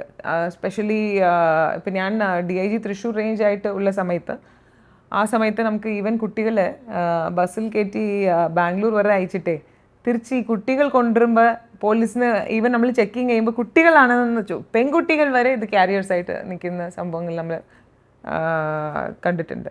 സോ കുട്ടികളാവുമ്പോൾ വൾനറബിൾ ആണ്. ഒന്നാമത്തെ ഇവർ എങ്ങനെ ഈ ട്രാപ്പിൽ പെടുന്നു, ഈവൻ സോഷ്യൽ മീഡിയ ആയിരിക്കാം. ഒരു സ്ട്രേഞ്ചറിലോട് ഒരു ഇൻട്രാക്ഷൻ വരുന്നു, ആ സ്ട്രേഞ്ചറുമായിട്ട് ഇൻട്രാക്ഷൻ വരുന്നു, പുറത്ത് ഔട്ടിങ് പോകുന്നു, പിന്നെ ഡ്രഗ്സിലേക്ക് ഇൻട്രൊഡ്യൂസ് ചെയ്യുന്നു, പിന്നെ എന്തെങ്കിലും ഫോട്ടോ വീഡിയോ വെച്ച് ഭീഷണിപ്പെടുത്തുന്നു, പിന്നെ ഈ കുട്ടീനെ കംപ്ലീറ്റ് അഡിക്ഷനിലേക്ക് മാറ്റുന്നു, പിന്നെ ഈ കുട്ടീനെ തന്നെ ക്യാരിയർ ആക്കുന്നു. ഈ കുട്ടി ക്യാരിയറാണ്, കൺസ്യൂമറാണ്, സെല്ലറുമാണ്. അങ്ങനത്തെ കേസുകളൊക്കെ പോലീസ് ഡിപ്പാർട്ട്മെൻറ്റിൽ റിപ്പോർട്ട് ആവാറുണ്ട്. ട്രിവാൻഡ്രത്ത് നിന്ന് ഒരു കേസ് കണ്ടിട്ടുണ്ട്. പെൺകുട്ടിയ highly addicted to drugs and pornography. So അങ്ങനത്തെ സീരിയസ് കേസസ് വരെ നമ്മൾ ഈ അടുത്ത് കാണാറുണ്ട്. സോ അതിൽ social media also plays a very major role. So ട്രിവാൻഡ്രത്തിൽ ആ കേസിൽ നമ്മൾ കണ്ടതുപോലെ തന്നെ whether it is drugs or digital addiction, രണ്ടും അഡിക്ഷനാണ്. അപ്പോൾ ഇതിനകത്ത് വാട്ട് ഐ ഫീൽ ഇസ് ഇതിനകത്ത് പാരൻറ്റിംഗ് ആണ് ക്രൂഷ്യൽ റോൾ പ്ലേ ചെയ്യുന്നത്. ഈവൻ ഡ്രഗ്സ് അഡിക്ഷൻ ആവട്ടെ, ഈ സോഷ്യൽ മീഡിയ കുട്ടിയുടെ ഒരു ഏജ് ഒക്കെ എത്രയായിരിക്കും മാം? അണ്ടർ ഏജ് ആണ്. അത് നമ്മുടെ ചൈൽഡ് കെയർ ഇൻസ്റ്റിറ്റ്യൂഷൻസിൽ വന്നിട്ടുള്ള റിപ്പോർട്ടായിട്ടുള്ള കേസാണ് അത്. So less than 18 years old. So ഇത് ഇവിടെ എന്താ ഗ്യാപ്പ് നമ്മൾ നോക്കിയാൽ അറ്റൻഷൻ ഫ്രം പേരൻസ്. അപ്പോൾ ഇതിനകത്ത് കുട്ടികളുടെ ലൈഫ് എന്താണെന്ന് നമ്മൾ മനസ്സിലാക്കണം. ഇപ്പം നമ്മൾ ജീവിച്ച സമയമല്ല, നമ്മുടെ ഒരു ചൈൽഡ്ഹുഡ് എങ്ങനെ ഉണ്ടായിരുന്നു ആ രീതിയിലല്ല ഈ കുട്ടികളുടെ ചൈൽഡ്ഹുഡ്. എസ്പെഷ്യലി കുട്ടി ഒറ്റയ്ക്കാണ് സ്കൂളിൽ പോകുന്നത്, കോളേജിൽ പോകുന്നത്, അങ്ങനെയുള്ള സിറ്റുവേഷൻസ് ഒക്കെ ഉള്ള ഫാമിലീസിൽ it's very important for the parents to keep a watch and also be very friendly with children. Because അവർക്ക് ഒരു പ്രശ്നം വരുമ്പോൾ, ബിക്കോസ് ഇത് ആദ്യമായിട്ട് ഒരു ഇൻട്രാക്ഷൻ വരുമ്പോൾ തന്നെ കുട്ടികൾക്ക് പേരൻസുമായിട്ട് ആ കാര്യം റിപ്പോർട്ട് ചെയ്യാനുള്ള ഒരു ധൈര്യം വേണം. അപ്പോൾ ഒരു ഫ്രണ്ട്ലി പേരൻറ്റിങ് ചെയ്യേണ്ടത് അത് വളരെ ഇമ്പോർട്ടൻ്റ് ആണ്. അല്ലാതെ കുട്ടികൾക്ക് നമ്മൾ കാണുമ്പോൾ തന്നെ പേടിയാണെന്ന് പറഞ്ഞ് കുട്ടികൾ ഒരു കാര്യം നമ്മുടെ അടുത്ത് ഡിസ്കസ് ചെയ്യൂല. പ്രശ്നം എത്ര വലിയതായാലും കുട്ടികൾ നമ്മുടെ അടുത്ത് ഡിസ്കസ് ചെയ്യൂല. അപ്പം നമ്മൾ അവസാനം ഇത് എവിടെയെങ്കിലും മുട്ടുമ്പോഴാണ് നമുക്ക് മനസ്സിലാവുന്നത്, ഇത്ര വലിയ ഇഷ്യൂ ആയിരുന്നു. അപ്പോൾ നമ്മുടെ കുട്ടി ഇതിലൂടെ സഞ്ചരിച്ച് പോയി എന്ന് പറഞ്ഞാൽ നമുക്ക് ഇമാജിൻ പോലും ചെയ്യാൻ പറ്റില്ല. കുറേ കേസുകളിൽ ഫീൽഡ് ഓഫീസേഴ്സ് പറയാറുണ്ട്, ഡ്രഗ്സ് പിടിച്ചു കുട്ടിയുടെ കയ്യിൽ നിന്നാണെന്ന് പറയുമ്പോൾ പേരൻസ് അത് ഔട്ട് റൈറ്റിൽ റിജക്റ്റ് ചെയ്യും. അല്ല, എൻ്റെ കുട്ടി ഒരു കാരണം വെച്ചാൽ അങ്ങനെ ചെയ്യില്ലാണ്. കണ്ണടച്ചുള്ള വിശ്വാസം, മനസ്സിലായില്ലേ? അത് ആവശ്യമാണ്, ഞാൻ ഇല്ലാന്ന് പറയുന്നില്ല. ബട്ട് നമ്മൾ അതും ചിന്തിച്ച് നോക്കണം. ഈ അടുത്ത് കുട്ടിയുടെ ബിഹേവിയറൽ പാറ്റേൺ വല്ല ചേഞ്ച് ആയിട്ടുണ്ടോ? കുട്ടി കൂടുതൽ ഒറ്റയ്ക്ക് റൂം അടച്ച് കുറേ അധികം സമയം സ്പെൻഡ് ചെയ്യുന്നുണ്ടോ? അല്ലെങ്കിൽ മൊബൈൽ ഫോൺസ് എത്ര ഏർലി കുട്ടിയുടെ ലൈഫിൽ നമ്മൾ ഇൻട്രൊഡ്യൂസ് ചെയ്യുന്നു, അത് വളരെ ഇമ്പോർട്ടൻ്റ് ആണ്. നമ്മൾ ഇൻട്രൊഡ്യൂസ് ചെയ്യാൻ പാടില്ല. ഇൻഫാക്ട് വളരെ ആവശ്യമുണ്ടെങ്കിൽ മാത്രം, അതായത് കുട്ടി ഒറ്റയ്ക്ക് ട്രാവൽ ചെയ്യുന്നു, അപ്പോൾ അങ്ങനെയാണെങ്കിൽ മൊബൈൽ ഫോൺ കൊടുക്കുന്നത് ബെറ്ററാണ്. ബട്ട് മൊബൈൽ ഫോൺ നമുക്ക് ആ പണ്ടത്തെ നോക്കിയ മൊബൈൽ ഫോൺ പോലെ ഒരു മൊബൈൽ ഫോൺ മതിയല്ലേ? എന്തുകൊണ്ട് നമ്മൾ ഒരു സ്മാർട്ട് മൊബൈൽ കൊടുക്കണം? ബിക്കോസ് സ്മാർട്ട് മൊബൈൽ വരുമ്പോൾ തന്നെ ഈ സോഷ്യൽ മീഡിയ വരും. സോഷ്യൽ മീഡിയ വരുമ്പോൾ തന്നെ ഈ സ്ട്രേഞ്ചേഴ്സുമായിട്ടുള്ള ഇൻട്രാക്ഷൻ ആവും. അപ്പോൾ ഇതിനകത്തൊക്കെ നമുക്കൊരു കൺട്രോൾസ് വേണം. ബിക്കോസ് ഈവൻ പ്രായപൂർത്തിയാകാത്ത കുട്ടികൾ ഇതുപോലത്തെ സോഷ്യൽ മീഡിയ പ്ലാറ്റ്ഫോംസ് ഉപയോഗിക്കുമ്പോൾ പാരൻ്റൽ കൺട്രോൾസ് എന്നൊരു സാധനമുണ്ട്. ഈവൻ യൂട്യൂബ് വീഡിയോസ് നമ്മൾ അത് വളരെ നോർമലാണെന്ന് വിചാരിക്കും. ബട്ട് യൂട്യൂബ് തന്നെ കിഡ്സിന് വേണ്ടിയിട്ടുള്ള യൂട്യൂബ് ചാനൽസ് ഉണ്ട്. അപ്പോൾ ആ ഏജ് അപ്രോപ്രിയേറ്റ് ആയിട്ടുള്ള കണ്ടന്റ് ഈ കുട്ടികൾ കാണണം എന്ന് പറഞ്ഞിട്ടുള്ള ഒരു സാധനമുണ്ട്. അപ്പോൾ അത് ഉറപ്പ് വരുത്തേണ്ടത് പേരൻസ് അല്ലേ? സോ നമുക്ക് ഈ പറയുന്ന ഒരു കോംപ്ലക്സ് വേൾഡിൽ നമുക്ക് കോംപ്ലക്സ് റെസ്പോൺസിബിലിറ്റീസ് ഉണ്ട് മനസ്സിലാക്കണം. പ്ലസ് കുട്ടികളുമായിട്ട് ആ ഒരു ഫ്രണ്ട്ലി പേരൻറ്റിംഗ് എന്ന് പറയുന്നത് ഇപ്പോൾ വളരെ സ്ട്രിക്റ്റ് ആയിട്ട് നമ്മൾ ഒരു സൈഡ് നിന്നാൽ കുട്ടികൾ കാര്യങ്ങൾ വരുമ്പോൾ ഓപ്പൺ അപ്പ് ചെയ്യില്ല. ഫ്രണ്ട്ലി പേരൻറ്റിങ് ആകുമ്പോൾ നമുക്ക് ഈസിലി ഈ കുട്ടികൾക്ക് ഉണ്ടാവുന്ന പ്രശ്നങ്ങൾ എന്താണെന്ന് നമുക്ക് മനസ്സിലാവും. അവരുടെ ഫ്രണ്ട്സ് ആരാണെന്ന് മനസ്സിലാവും. ഇപ്പോൾ കുറേ പേരൻസിൻ്റെ അടുത്ത് നമ്മൾ സെഷൻസ് ഒക്കെ എടുക്കുമ്പോൾ കുട്ടിയുടെ ബെസ്റ്റ് ഫ്രണ്ട് ആരെന്ന് അച്ഛനക്കും അറിയില്ല, അമ്മയ്ക്കും അറിയില്ല. അപ്പോൾ നമുക്ക് we don't know what they are living through, right? നമുക്ക് ആവശ്യം എല്ലാ സബ്ജക്റ്റിലും മാർക്ക് വന്നോ, എല്ലാം പാസ്സായോ, ഇത് മാത്രം കേട്ടിട്ട് നമ്മൾ വിചാരിക്കും ഓക്കെ അപ്പോൾ എല്ലാം ഓക്കെ ആണെന്ന്. ബട്ട് ഇതിനപ്പുറം ഒരു വലിയ വേൾഡ് ഉണ്ട്. സോ അത് നമ്മൾ മനസ്സിലാക്കിയിട്ട് പലപ്പോഴും മാം ഈ പാരൻസ് ഇപ്പോൾ പഴയൊരു ജനറേഷൻ അല്ലല്ലോ ഇപ്പോൾ, രണ്ടുപേരും ഉദ്യോഗസ്ഥരായിരിക്കും, രണ്ടുപേരും അത്രയേറെ ഹറിബറി ലൈഫ് ഫോളോ ചെയ്യുന്ന ആൾക്കാരായിരിക്കും പാരൻസ്. അപ്പോൾ അതിനിടയിൽ പണ്ട് പോലുള്ള ഈ മുത്തശ്ശനും മുത്തശ്ശിയുടെയൊക്കെ ഒരു ആബ്സെൻസും ഒക്കെ വല്ലാണ്ട് ഫാമിലിയൊക്കെ ഫേസ് ചെയ്യുന്നുണ്ട്. അപ്പോൾ അങ്ങനെ വരുമ്പോൾ ഇവർക്ക് എങ്ങനെയാണ് കുട്ടികളെ അത്രയേറെ ടൈം കുട്ടികളോട് സ്പെൻഡ് ചെയ്യാൻ കഴിയുന്നില്ല എന്നത് വലിയൊരു വെല്ലുവിളി തന്നെയാണ്. That's true. That is one thing which we also kind of find it difficult. Even me and my spouse, both of us are working. അപ്പോൾ ഞാൻ ഇത് ഒരു എക്സാമ്പിൾ ആയിട്ടൊന്നും പറയില്ല. പലപ്പോഴും എനിക്ക് 3-4 ഡേയ്സ് വീട്ടിൽ വരാതെ പുറത്ത് നിൽക്കേണ്ട ആവശ്യമൊക്കെ വന്നിട്ടുണ്ട്. So at least we try and see that one of us were always available for children. And ചില ഹെൽത്തി പാരൻറ്റിങ് ചെയ്തിട്ടുള്ള ചില ഫാമിലീസ് ഞാൻ ക്ലോസ്ലി അബ്സർവ് ചെയ്തിട്ടുണ്ട്. ഒരു ഓഫീസറാണ്, മലയാളിയാണ്, but he is working out side. അപ്പോൾ അവരുടെ വീട്ടിൽ ആക്ച്വലി സ്ക്രീൻസേ ഇല്ല, ടി വി ഇല്ല, സ്ക്രീൻസേ ഇല്ല. അപ്പോൾ കുട്ടികൾക്ക് എൻറ്റയർ 3 കുട്ടികളാണ്, ഒരു ഐപാഡ് ഉണ്ട്. ബട്ട് ആ ഐപാഡിലും എന്ത് കണ്ടന്റ് അവർ കാണണമെന്ന് he has already both parents have already placed restriction. അവർക്ക് മ്യൂസിക് ക്ലാസ്സസ് അതിനകത്ത് ചെയ്യാം, റീഡിങ് മെറ്റീരിയൽ അതായത് ബുക്സൊക്കെ വായിക്കാം അതിൽ. അപ്പോൾ അങ്ങനെ അവർ ചെയ്തിട്ടുണ്ട്. അപ്പോൾ അതിൻ്റെ അപ്പുറത്ത് കുട്ടികളൊന്നും ചെയ്യാറില്ല. ഓക്കെ, വേറെ എക്സ്പോഷർ ഒന്നും ഇല്ല. And one more from another couple I have seen that every day they do something called family time. Dinner ആവുമ്പോൾ everybody is at the table and nobody is using gadget and they are only talking. പണ്ട് നമ്മളിത് ചെയ്തിട്ടുണ്ട്. പണ്ട് നമുക്ക് T V ഇല്ല, വളരെ വളരെ പണ്ട്. അല്ലെങ്കിൽ കറണ്ട് കട്ടാവും. ഓക്കെ, ഇതൊക്കെ ഇല്ല ഇപ്പം. ഇപ്പം എല്ലാവരുടെ കയ്യിലും മൊബൈൽസാണ്. സോ ഈവൻ ഭക്ഷണം കഴിക്കുന്നതും അവരവരുടെ സമയത്ത് അവർ വരും, ഭക്ഷണം കഴിക്കും, പോവും, മൊബൈൽ ഇങ്ങനെ കണ്ട് പോവും. സോ അതില്ലാതെ കോൺഷ്യസ് ആയിട്ട് ഒരു സമയം after 8 o'clock no mobiles at home. അപ്പോൾ അങ്ങനെ റൂൾസ് സെറ്റ് ചെയ്യുക, കുറച്ചും കൂടെ ക്വാളിറ്റി ടൈം. മറ്റേ I went to a course. അപ്പോൾ അതിനകത്ത് പറഞ്ഞത് ഒരു gratefulness, basically being thankful to what is happening around us. Okay, what is happening in our own life and being grateful. അപ്പോൾ ഗ്രേറ്റ്ഫുൾ ജേർണൽ എന്നൊരു കോൺസെപ്റ്റ് ഉണ്ട്. അപ്പോൾ വൈകിട്ട് ഫാമിലി ആയിട്ട് ഇരുന്നിട്ട് അവരവരുടെ ജേർണൽ ഉണ്ടാവും. Before going to bed just thank 3 people whom you met in your life, who made your life better. It could be കുട്ടീനെ സ്കൂളിൽ ഹെൽപ്പ് ചെയ്ത ഒരു ചേച്ചിയായിരിക്കാം, it could be a teacher, or it could be a stranger who gave a lift while coming back home. It could be any person. So 3 things, positive things which happened in your life and whom you are grateful for that particular day, because you don't think about positive stuffs these days, right? So ആ ഒരു concept അതൊരു family journal പോലെ time ഉണ്ടാക്കാം. ലീവിലെങ്കിലും leave കിട്ടുന്ന ദിവസം we'll try and do something which is family oriented, something which is not involving screens. So it could be taking up any sports activities or trekking or going to a place, just traveling, anything where you find time for each other. And one in many families I've seen where kids are raised in a very good way, they read a lot of books. As a family they have a habit of reading. Appo it's about giving 1 week, 2 weeks or 1 month target, 2-3 books, and they all read. Adu kazhinjittu they will tell what they have read. They'll explain to each other. So every month last Sunday is reserved for sharing your takeaways from a particular book. So ഇങ്ങനെ കുറേ നമ്മൾ invent ചെയ്യണം. എന്ത് ചെയ്യാം, parents കുട്ടികളുമായിട്ട് എന്തൊക്കെ ചെയ്യാനാണ് നമുക്ക്. So ഇൻ്റർനെറ്റിൽ കണ്ടാൽ ഒരുപാട് ഇതിനെക്കാട്ടിലും കൂടുതൽ ഇത് ഞാൻ ലൈഫിൽ പല ഫാമിലീസിലും കണ്ട് എനിക്ക് കുറച്ച് ഇൻസ്പിറേഷൻ കിട്ടി ഫോളോ ചെയ്യുന്ന കാര്യങ്ങളാണ് ഞാൻ നിങ്ങളുടെ അടുത്ത് ഷെയർ ചെയ്തത്. അപ്പോൾ ഇതുപോലെ we have to actually spend quality time with children. That is what is important. തീർച്ചയായും. അപ്പോൾ ഇതിനകത്ത് കുട്ടികളുടെ ഈ ലഹരി, അക്രമവാസന, ഇത് അതൊക്കെ തന്നെ ഈ മൊബൈൽ അഡിക്ഷൻ്റെ തന്നെ വേറൊരു വേർഷനാണ്. അങ്ങനെ തന്നെയാണ് അത് ഡിജിറ്റൽ അഡിക്ഷൻ. അതിനപ്പുറത്തേക്ക് ഈ വിമൻ എംപവർമെൻറ്റ്, ഈ മാഡം നേരത്തെ പറഞ്ഞതുപോലെ ഡൊമസ്റ്റിക് വയലൻസ് ഒക്കെ സർവൈവ് ചെയ്യാനായിട്ട് അതെങ്ങനെയാണ് ഈ സോഷ്യൽ പോലീസിങ്? സോ സോഷ്യൽ പോലീസിങ്ങിൽ ഞാൻ ഫസ്റ്റ് പറഞ്ഞതുപോലെ തന്നെ ഇപ്പോൾ റീസെൻ്റ്ലി നമ്മൾ വുമൻ സേഫ്റ്റി ഡിവിഷൻ എല്ലാ സ്റ്റേഷൻസിലും എസ്റ്റാബ്ലിഷ് ചെയ്തിട്ടുണ്ട്.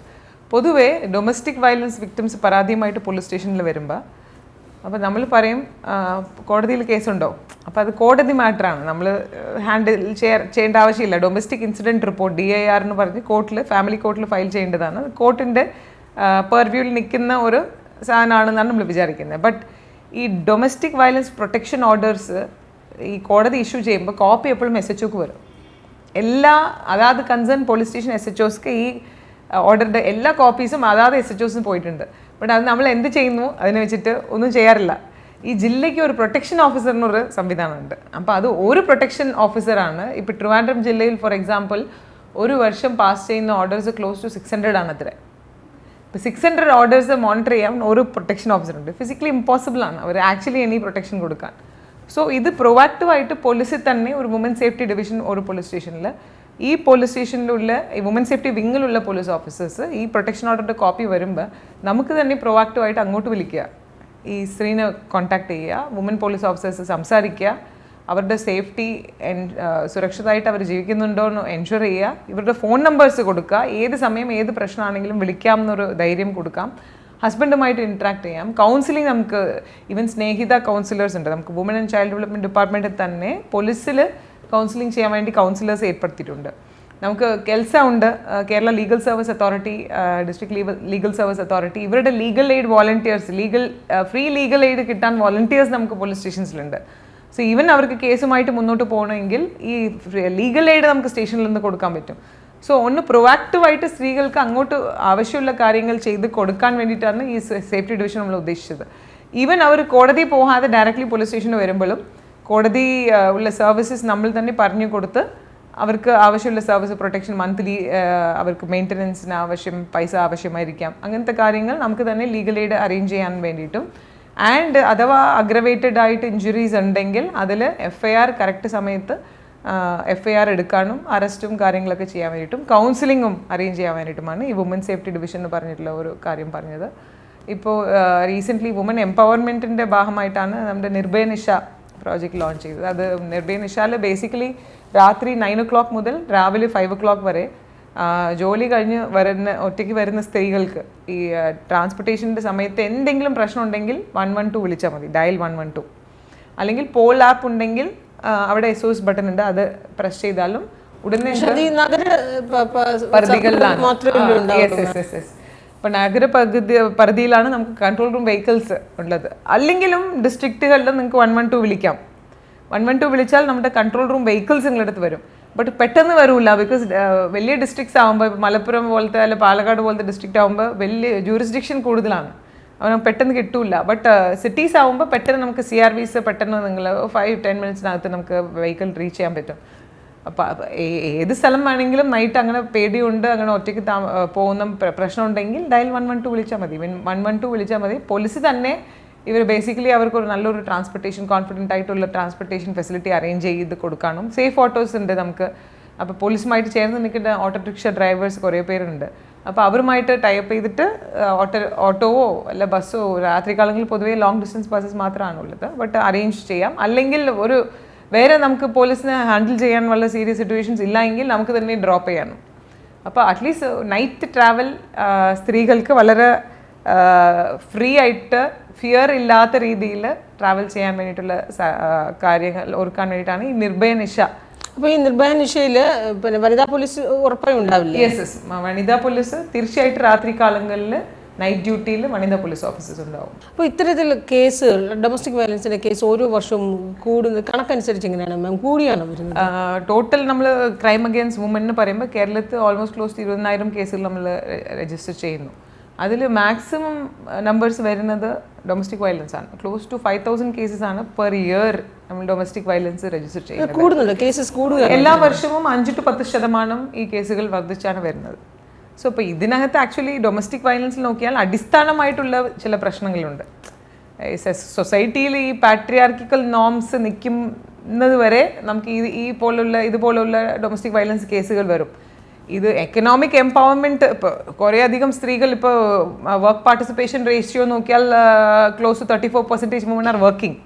അപ്പോൾ ഈ വർക്കിംഗ് വുമൻക്ക് എല്ലാവർക്കും സുരക്ഷിതമാണോ എന്ന് ചോദിച്ചാൽ അതിലിപ്പോഴും ക്വസ്റ്റ്യൻ മാർക്കുണ്ട്. ഇപ്പോൾ കുടുംബശ്രീയിലോ ഏത് തൊഴിലുറപ്പ് പദ്ധതിയിലോ ജോലി ചെയ്യുന്ന സ്വന്തം കാലിൽ നിൽക്കുന്ന സ്ത്രീ ആയിരിക്കാം. ബട്ട് ആ സ്ത്രീക്കും വീട്ടിനകത്ത് പീഡനം അനുഭവിക്കേണ്ടി വരുന്നു. ഇപ്പോൾ നമ്മൾ പല ജില്ലകളിലും ഒരു കൺവേർജൻസ് വർക്ക്ഷോപ്പ് പോലെ ചെയ്തായിരുന്നു. ഡൊമസ്റ്റിക് വയലൻസ് വിക്ടിംസ് അതിനകത്ത് ഉണ്ടായിരുന്നു, പ്രൊട്ടക്ഷൻ ഓഫീസേഴ്സും ഗവൺമെൻറ്റിൻ്റെ വിവിധ ഡിപ്പാർട്ട്മെൻറ്റിൽ നിന്ന് ആളുകളുണ്ടായിരുന്നു, പോലീസും ഉണ്ടായിരുന്നു. പോലീസാണ് ഇത് കണ്ടക്ട് ചെയ്തത്. അപ്പോൾ അതിനകത്ത് ട്രിവാൻഡ്രത്ത് അല്ല കൊല്ലം ജില്ലയിൽ ഒരു ഇൻട്രസ്റ്റിംഗ് കേസ് ഉണ്ടായിരുന്നു. ആ സ്ത്രീ ഇതുപോലെ തൊഴിലുറപ്പ് പദ്ധതിയിൽ ഇൻവോൾവ് ആയിട്ടുള്ള ഒരു സ്ത്രീയാണ്. അവർ വയസ്സായി, ഓൾമോസ്റ്റ് ക്ലോസ് ടു 60 വയസ്സ് പ്രായമുള്ള സ്ത്രീയാണ്. ഹസ്ബൻഡുമായിട്ട് പ്രശ്നം അപ്പോൾ ഇടയ്ക്കിടയ്ക്ക് ഉണ്ടാവാറുണ്ട്. ഒരു ദിവസം ഇവർക്ക് ഭയങ്കര ഹസ്ബൻഡ് എന്തോ വയലൻ്റ് ആയിട്ട് ഒരു അടിയും കൊടുത്ത് ഇനി ഈ വീട്ടിൽ താമസിക്കാൻ പാടില്ലാന്ന് ഇറക്കി വിട്ടു. ആ വീട് വെച്ചതും ഈ സ്ത്രീയുടെ ഹാർഡ് വർക്കും അതിനകത്തുണ്ട്. ബട്ട് ഒരു ദിവസം വാക്കൗട്ട് ചെയ്യണം പറയുമ്പോൾ ഈ സ്ത്രീക്ക് പോകാനൊരു സ്ഥലമില്ല. അപ്പോൾ വീട്ടിൻ്റെ തൊട്ട് പുറത്ത് ഒരു ചെറിയ ഒരു വീട് പോലെ ഉണ്ട്. അതിൽ ആക്ച്വലി ഈ സാധനങ്ങളൊക്കെ സ്റ്റോർ ചെയ്യുന്ന വീടാണ്, റൂമാണ്. ആ റൂമിലാണ് ഈ സ്ത്രീ താമസം. അവിടെയും വന്ന് പ്രശ്നം ഉണ്ടാക്കിയപ്പോഴത്തേക്കും പോലീസിൽ പരാതി പറഞ്ഞു. പോലീസ് കൃത്യമായിട്ട് FIR ഒക്കെ എടുത്തു. ആള് ആക്ച്വലി നല്ല പരുക്കുണ്ടായിരുന്നു ആ സ്ത്രീക്ക്. അപ്പോൾ FIR എടുത്തു, ഈ പുള്ളീനെ റിമാൻഡ് ചെയ്തു. റിമാൻഡ് ചെയ്ത് പുള്ളിക്ക് 68 വയസ്സാണ്. പിന്നീട് ഈ സ്ത്രീയുടെ അമ്മയമ്മുണ്ട് ഇപ്പോഴും. അപ്പോൾ അവർ ഈ ഹസ്ബൻഡ് എന്ത് ചെയ്തു, ആ പുറത്തുള്ള വീട്ടിൻ്റെ ഇലക്ട്രിസിറ്റി കട്ട് ചെയ്തു. 3 മാസമായിട്ട് ഈ സ്ത്രീ ആ അദാലത്ത് വരുന്ന ദിവസം വരെ ഇലക്ട്രിസിറ്റി ഇല്ലാതെ ഒറ്റയ്ക്ക് ആ ഒരു പുറത്തുള്ള മുറിയിലാണ് താമസം. ഹസ്ബൻഡ് ജയിലിലായിരുന്നു, ഈ അമ്മയമ്മ കരച്ചിലായി. അപ്പോൾ ഈ സ്ത്രീ തന്നെ പോയി ഇയാളിന് ജാമ്യത്തിലെടുത്ത് കൊണ്ടുവന്നു, ഈ പരാതിക്കാരി തന്നെ ഹസ്ബൻഡിന് അഗേൻസ്റ്റ് ആയിട്ടുള്ളത്. അപ്പോൾ ഇവർ ജോലി പോകുന്നു, but that is not enough. There may be multiple other factors, the way the woman is being treated inside the house, all this is very, very complex. Unless ആ സൊസൈറ്റി ലെവലിൽ നമുക്ക് ചേഞ്ച് കൊണ്ടുവരാൻ കഴിഞ്ഞില്ല എങ്കിൽ ഈ പ്രശ്നം എപ്പോഴും ഉണ്ടാവും. ഇത് ശരിക്കും ഈ കേസുകൾ കൂടുതൽ റിപ്പോർട്ട് ചെയ്യുന്നത് കൊണ്ടായിരിക്കില്ലേ ഇത്തരം കേസുകളുടെ എണ്ണം വരുന്നത്? അതോ വയലൻസ് കൂടുന്നതാണോ കേസസ് റിപ്പോർട്ട് ചെയ്യുന്നതിൻ്റെ എണ്ണം? റിപ്പോർട്ട് ചെയ്യുന്നത് കൂടുന്നു. ഓക്കെ, റിപ്പോർട്ട് ചെയ്യുന്നത് ഹെൽത്തിയാണ്. പോലീസിനെ സംബന്ധിച്ചോളം ഇപ്പോൾ പല സംസ്ഥാനങ്ങളിലും പോലീസ് സ്റ്റേഷനിൽ സ്ത്രീകൾ അങ്ങോട്ട് പോകാറേ ഇല്ല. വീട്ടിൽ പ്രശ്നം അനുഭവിക്കുന്നുണ്ടെങ്കിൽ അത് അവിടെ തന്നെ പറയും, അല്ലെങ്കിൽ കൂടിപ്പോയാൽ എൽഡേഴ്സിൽ പറയും, കൂടിപ്പോയാൽ അവരുടെ ഈ സ്വന്തം പഞ്ചായത്തുകളുണ്ടെങ്കിൽ അവിടെ പറയും, അത്രയേ ഉള്ളൂ. പോലീസ് സ്റ്റേഷനിൽ വന്ന് പരാതി കൊടുത്ത് FIR ആയിട്ട് രജിസ്റ്റർ ചെയ്യാറേ ഇല്ല. അത് കേരളത്തെ സംബന്ധിച്ചോളം അതൊരു പോസിറ്റീവാണ്. വെൽ എഡ്യൂക്കേറ്റഡ് ആളുകളുള്ള ഒരു സംസ്ഥാനമായതുകൊണ്ട് റിപ്പോർട്ടിങ് നല്ല രീതിയിൽ റിപ്പോർട്ടാവുന്നു. ബട്ട് ഈ റിപ്പോർട്ടിംഗ് ആവുന്നു നമുക്ക് 20 കൊല്ലം മുമ്പും അറിയാം, 30 കൊല്ലം മുമ്പും അറിയാം, അല്ലേ? അത് ഒരു സമയം വരണ്ടേ ഈ റിപ്പോർട്ടിംഗ് ചെയ്യുന്ന കേസുകളിൽ നമുക്ക് ആക്ച്വലി ഇതിൻ്റെ എഫക്റ്റ് എന്തായിരിക്കണം? ക്രൈം കുറഞ്ഞു വരണം. ഒരു പോയിന്റ് റീച്ച് ചെയ്ത ശേഷം, ആ ടിപ്പിംഗ് പോയിന്റ് റീച്ച് ചെയ്ത ശേഷം ക്രൈം കുറയണം. ആ ഒരു കുറയുന്നില്ല, അതാണ്. അപ്പോൾ എല്ലാ വർഷവും ഇത് വർദ്ധിച്ചു വരും. ഈവൻ പോക്സോ കേസസ് വരെ ക്ലോസ് ടു 5000 പോക്സോ കേസുകളാണ് എല്ലാ വർഷവും നമുക്ക് രജിസ്റ്റർ ചെയ്യുന്നത്. ഇതും 5 to 10% ഇൻക്രീസ് ആയിട്ടാണ് വരുന്നത്. റിപ്പോർട്ടാവുന്നത് നല്ലതാണ്, ഹെൽത്തിയാണ്. ബട്ട് അത് ഒരു സ്റ്റേജ് റീച്ച് ചെയ്ത ശേഷം ഡിപ്പാവണം, ക്രൈംസ് ഡിപ്പാവണം. ഓക്കെ, പക്ഷേ ഇവിടെ ആകുന്നില്ല. അതെ, പോപ്പുലേഷൻ അതനുസരിച്ച് വർദ്ധിക്കുന്നില്ല. നമ്മൾ ഓൾമോസ്റ്റ് സ്റ്റെബിലൈസ്ഡ് പോപ്പുലേഷൻ ആയി കേരളം സംബന്ധിച്ചോളം. അപ്പോൾ ആക്ച്വലി കുറയേണ്ടതാണ്. പക്ഷേ ഇത് വരുന്നില്ല. ഇതിപ്പോൾ ഇത്തരം കേസ് ഒന്ന് കമ്പയർ ചെയ്ത് നോക്കുമ്പോൾ എഡ്യൂക്കേറ്റഡ് ആൾക്കാരിലാണോ ഇത് കൂടുതൽ വരുന്നത്? ഇത് ഡൊമസ്റ്റിക് വയലൻസ് ആയാലും ഈ പോക്സോ കേസസ് ആയാലും എന്തായാലും തോന്നുന്നത് എങ്ങനെയാണ്? പ്രൊഫഷണൽസിൻ്റെ ഇടയിൽ ഇത്തരം കേസ് കൂടി വരുന്നുണ്ടോ? അതോ അങ്ങനെ ഒരു ബേസിക്കലി ഏത് ബാക്ക്ഗ്രൗണ്ടിലാണെന്ന് പറഞ്ഞിട്ടുള്ള ഒരു ഡേറ്റ എൻ്റെ കയ്യിൽ ഇപ്പോൾ ഇല്ല. ബട്ട് ഇറസ്പെക്റ്റീവ് ഓഫ് ബാക്ക്ഗ്രൗണ്ട് നമുക്ക് ഈ കേസിൽ റിപ്പോർട്ട് ആവാറുണ്ട്. കൈകാര്യം ചെയ്യുന്ന കേസസ് വരുമ്പോൾ എങ്ങനെയാണ്? കുറച്ച് എല്ലാ രീതിയിലുള്ള കേസുകൾ നമ്മൾ കൈകാര്യം ചെയ്തിട്ടുണ്ട്. ഇതൊരു middle class families, upper middle class ഫാമിലീസിൽ നിന്ന് ഒരു ലോവർ സ്ട്രാറ്റ ഓഫ് ദ സൊസൈറ്റിയിൽ നിൽക്കുന്ന, എക്കണോമിക്കലി ബാക്ക്വേർഡ് ആയിട്ട് നിൽക്കുന്ന ഫാമിലീസിലും റിപ്പോർട്ട് ആവാറുണ്ട്. അപ്പോൾ ഇതിലാണ് കൂടുതൽ ഈ ഒരു പർട്ടിക്കുലർ കമ്മ്യൂണിറ്റിയിലോ ഈ ഒരു ഗ്രൂപ്പിലാണ് കൂടുതൽ എന്ന് പറയുന്നത് കാട്ടിലും ഇത് എല്ലാ സ്ട്രാറ്റാലും ഉണ്ടെന്നാണ്, അതാണ് അക്സെപ്റ്റ് ചെയ്യേണ്ട ഒരു ഫാക്ട്. ആൻഡ് പ്ലസ് പലപ്പോഴും ഈ upper middle class and upper ക്ലാസ്സിൽ വരുന്ന കേസുകൾ വളരെ റെയർ ആയിട്ടാണ് റിപ്പോർട്ട് ആവുന്നത്. ബട്ട് ഈ സോഷ്യൽ സ്റ്റാറ്റസ് ഒക്കെ exactly. So economically backward situation നിൽക്കുന്ന ഫാമിലീസിലുള്ള സ്ത്രീകൾ പൊതുവെ പരാതി വന്ന് പറയാറുണ്ട് പോലീസ് സ്റ്റേഷനിൽ. അതേപോലെ കുട്ടികൾക്കെതിരെയുള്ള അതിക്രമങ്ങളും റിപ്പോർട്ട് ആവാറുണ്ട്. ആൻഡ് കുട്ടികൾക്കെതിരെയുള്ള അതിക്രമങ്ങൾ റിപ്പോർട്ടാവാൻ ഒരു മെയിൻ കാരണം സ്കൂളുകളിൽ കൊടുക്കുന്ന കൗൺസിലിംഗ് ആണ്. പലപ്പോഴും പേരൻസിന് പോലും ഒരു അറിയില്ല. കുട്ടി കൗൺസിലിങ്ങിൻ്റെ സമയത്ത് സ്കൂളിൽ പറയും, ചൈൽഡ് ലൈനിൻ്റെയും ഇപ്പോൾ ഒരുപാട് അവയർനെസ് ക്ലാസ്സുകൾ സ്കൂളുകളിൽ വലിയ രീതിയിൽ ഭയങ്കര പോസിറ്റീവ് ഇപ്പോൾ കുട്ടികൾ അവിടെ ഫ്രീ ആയിട്ട് വന്നാൽ എനിക്കിങ്ങനെ ഒരു അനുഭവം ഉണ്ടായിട്ടുണ്ട്. എൻ്റെ വീട്ടിൽ തൊട്ടടുത്തുള്ള നെയ്ബർ ഇങ്ങനെ ചെയ്തായിരുന്നു, എൻ്റെ സ്റ്റെപ്പ് ഫാദർ ചെയ്തായിരുന്നു, എൻ്റെ സ്വന്തം അങ്കിൾ ചെയ്തായിരുന്നു, ഇങ്ങനെ ഒരു ബാഡ് ടച്ച് ഉണ്ടായിട്ടുണ്ടെന്ന് പറയുമ്പോൾ ഉടനെ അത് റിപ്പോർട്ട് ആവുന്നു, പോലീസിന് റിപ്പോർട്ട് കിട്ടുന്നു, നമ്മൾ FIR രജിസ്റ്റർ ചെയ്യുന്നു. സോ പലപ്പോഴും അത് പേരൻസ് ഷോക്ക്ഡ് ആണ്. ഇങ്ങനെ ഒരു ഇൻസിഡൻറ്റ് ഉണ്ടെന്ന് പോലും എനിക്കറിയില്ല എന്ന് പേരൻസ് പറയാറുണ്ട്. ബട്ട് പോക്സോനെ സംബന്ധിച്ചോളം ഒരു റിപ്പോർട്ട് കിട്ടിയാൽ ഉടനെ അതിൽ FIR രജിസ്റ്റർ ചെയ്യണം. അത് ലീഗൽ മാൻഡേറ്റ് ആണ്. ഒരാൾക്കൊരു പോക്സോ ഇൻഫർമേഷൻ ഉണ്ട്, അത് സപ്രസ് ചെയ്താൽ ആളുടെ പേരിൽ കേസെടുക്കാം നമുക്ക്.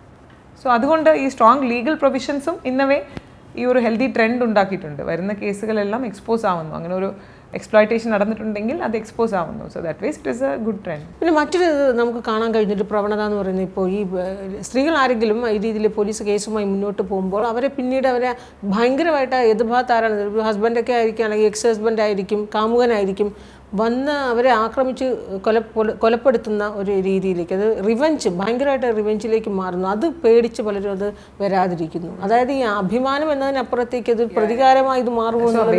ഇത് ഈവൻ വർക്ക് പ്ലേസിലാവട്ടെ കോൺസിക്വൻസസ് ഉണ്ടാവും. ഞാൻ ഒരു കംപ്ലൈൻറ്റ് കൊടുക്കുമ്പോൾ അതിൻ്റെതായിട്ടുള്ള കോൺസിക്വൻസസ് ഉണ്ടാവും എന്ന് വിചാരിച്ച് അതേ ഡിസ്കറേജിങ് ഫാക്ടർ ആയിരിക്കും. ഈവൻ വർക്ക് പ്ലേസിലാവട്ടെ, sexual harassment at work place, ഞാൻ പരാതി പറയുന്നു, അപ്പോൾ എൻ്റെ പേരിൽ എന്നെ സ്റ്റാമ്പ് ചെയ്യും ആൾക്കാർ, ഇത് ഇങ്ങനെ പരാതി പറയുന്ന കേസാണെന്ന് പറയും. പിന്നെ കുറച്ച് 1-2 പരാതി ആയി എന്ന് പറഞ്ഞാൽ ഇത് സ്ഥിരം ഈ പരാതിക്കാരിയാണെന്ന് പറയും. പിന്നെ എന്നെ ഒറ്റപ്പെടുത്തും, എന്നെ ആ ജോലിയിൽ നിന്ന് എങ്ങനെയെങ്കിലും ഒഴിവാക്കാൻ നോക്കും. So these are consequences which can happen. Same with children also it can happen. Family it self will say hostile ആവണം, കമ്മ്യൂണിറ്റി പ്രഷറുണ്ട്. ഒരു പർട്ടിക്കുലർ കമ്മ്യൂണിറ്റി ആണെങ്കിൽ ഇയാൾ ഒരു സ്റ്റേറ്റസിലുള്ള ആണെങ്കിൽ വേറെ രീതിയിൽ ഇൻഫ്ലുവൻസ് ഉണ്ടാവാം, പൈസ ഉണ്ടാവാം, ത്രെറ്റനിങ് ഉണ്ടാവാം, വേറെ പ്രഷർസ് ഉണ്ടാവാം. സ്ത്രീകളാവുമ്പോൾ ഒരു പരാതി കൊടുക്കുമ്പോൾ ഇത് ഓൺലൈനിൽ വരും. ഇതിനെക്കാട്ടിലും ഫിസിക്കൽ ത്രെറ്റനിങ്ങിനെക്കാട്ടിലും കൂടുതൽ സ്ത്രീകൾ അനുഭവിക്കേണ്ടി വരുന്നത് ഓൺലൈൻ പ്ലാറ്റ്ഫോംസിലാണ്, സൈബർ അറ്റാക്ക്. സോ ഒരുപാട് കേസുകൾ നമ്മൾ കണ്ടിട്ടുണ്ട്. ഈ ഇരയായിട്ട് വരുന്ന സ്ത്രീകൾക്കെതിരെ ഒരുപാട് നാസ്റ്റി കമൻസ് ഒക്കെ വിക്കൻസ് കമൻറ്റ് അടിക്കാന്ന് ഒരാൾക്ക് ഒരു അക്കൗണ്ട് പോരെ, അത് മതി, എവിടെ വേണമെങ്കിലും വരുന്ന എന്ത് വേണമെങ്കിലും തോന്നിയ വശം പറയാമെന്ന ഒരു ഫ്രീഡം ഉള്ളത് കൊണ്ട് ഒരുപാട് സൈബർ അറ്റാക്കും സ്ത്രീകൾ. സോ നമുക്ക് ഈ വരുന്ന ഇൻസിഡൻസ് നമുക്ക് റിപ്പോർട്ട് ചെയ്യണം. സൈബർ അറ്റാക്കൊക്കെ ഇമ്മീഡിയറ്റ്ലി പോലീസിന് ആക്ഷൻ എടുക്കാൻ പറ്റുന്ന കാര്യമാണ്. ഒരു സൈബർ പ്ലാറ്റ്ഫോമിൽ ഒരാൾ ഒരു സ്ത്രീയെ കുറിച്ച് അപമാനിക്കുന്ന രീതിയിൽ ഒരു പോസ്റ്റ് ഇടുന്നുണ്ടെങ്കിലും അത് ക്രിമിനൽ ഒഫൻസാണ്. അത് നമ്മൾ മനസ്സിലാക്കണം. നമുക്ക് ആ കണ്ടന്റിന് ഉടനെ ടേക്ക് ഡൗൺ ചെയ്യാം, അതിനും പോലീസിന് പവേഴ്സ് ഉണ്ട്. And plus of course take down ചെയ്യുന്നത് ഒരു ആക്ഷനാണ്. ബട്ട് FIR രജിസ്റ്റർ ചെയ്ത് നമുക്ക് കേസുമായിട്ട് മുന്നോട്ട് പോവാം, ആ ഒരു ഓപ്ഷനും ഉണ്ട്. So more we have to come out and we have to actually stand up and raise our voice and say no to it. അല്ലാതെ നമ്മൾ കൂടുതൽ അടങ്ങിപ്പോയാൽ ഇതിങ്ങനെ it will linker in the society.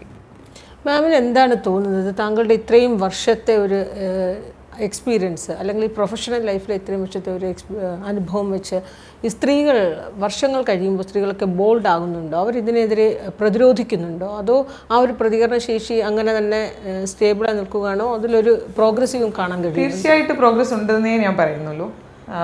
Almost എനിക്കിപ്പോൾ 17 years ആയി ഈ ഫീൽഡിൽ. So ഒരു 10-15 വർഷം മുമ്പാണെങ്കിൽ ഉള്ള ഹെസിറ്റേഷൻ ഇപ്പോൾ ഇല്ല, കമ്പാരിറ്റീവ്ലി കുറവാണെന്ന് ഞാൻ പറയും. ബട്ട് ഇന്നും ബെറ്ററായിട്ട് റിപ്പോർട്ടിംഗ് ഇമ്പ്രൂവ് ആവാം, ബിക്കോസ് അത് അത്രയും സ്കോപ്പുള്ള ഒരു സ്റ്റേറ്റാണ്. അപ്പോൾ പല കേസുകളും പേഴ്സണലി ഞാൻ ഹാൻഡിൽ ചെയ്തിട്ടുള്ള കേസുകളും ഇപ്പോഴും സൊസൈറ്റിയിൽ അറ്റാക്ക് ഉണ്ടാവും, മീഡിയ അറ്റാക്ക് ഉണ്ടാവും എന്ന് വിചാരിച്ചിട്ട് ഷൈ ചെയ്യുന്ന ലേഡീസ് ഉണ്ട്, ഒരുപാട് ലേഡീസ് അങ്ങനെയും ഉണ്ട്.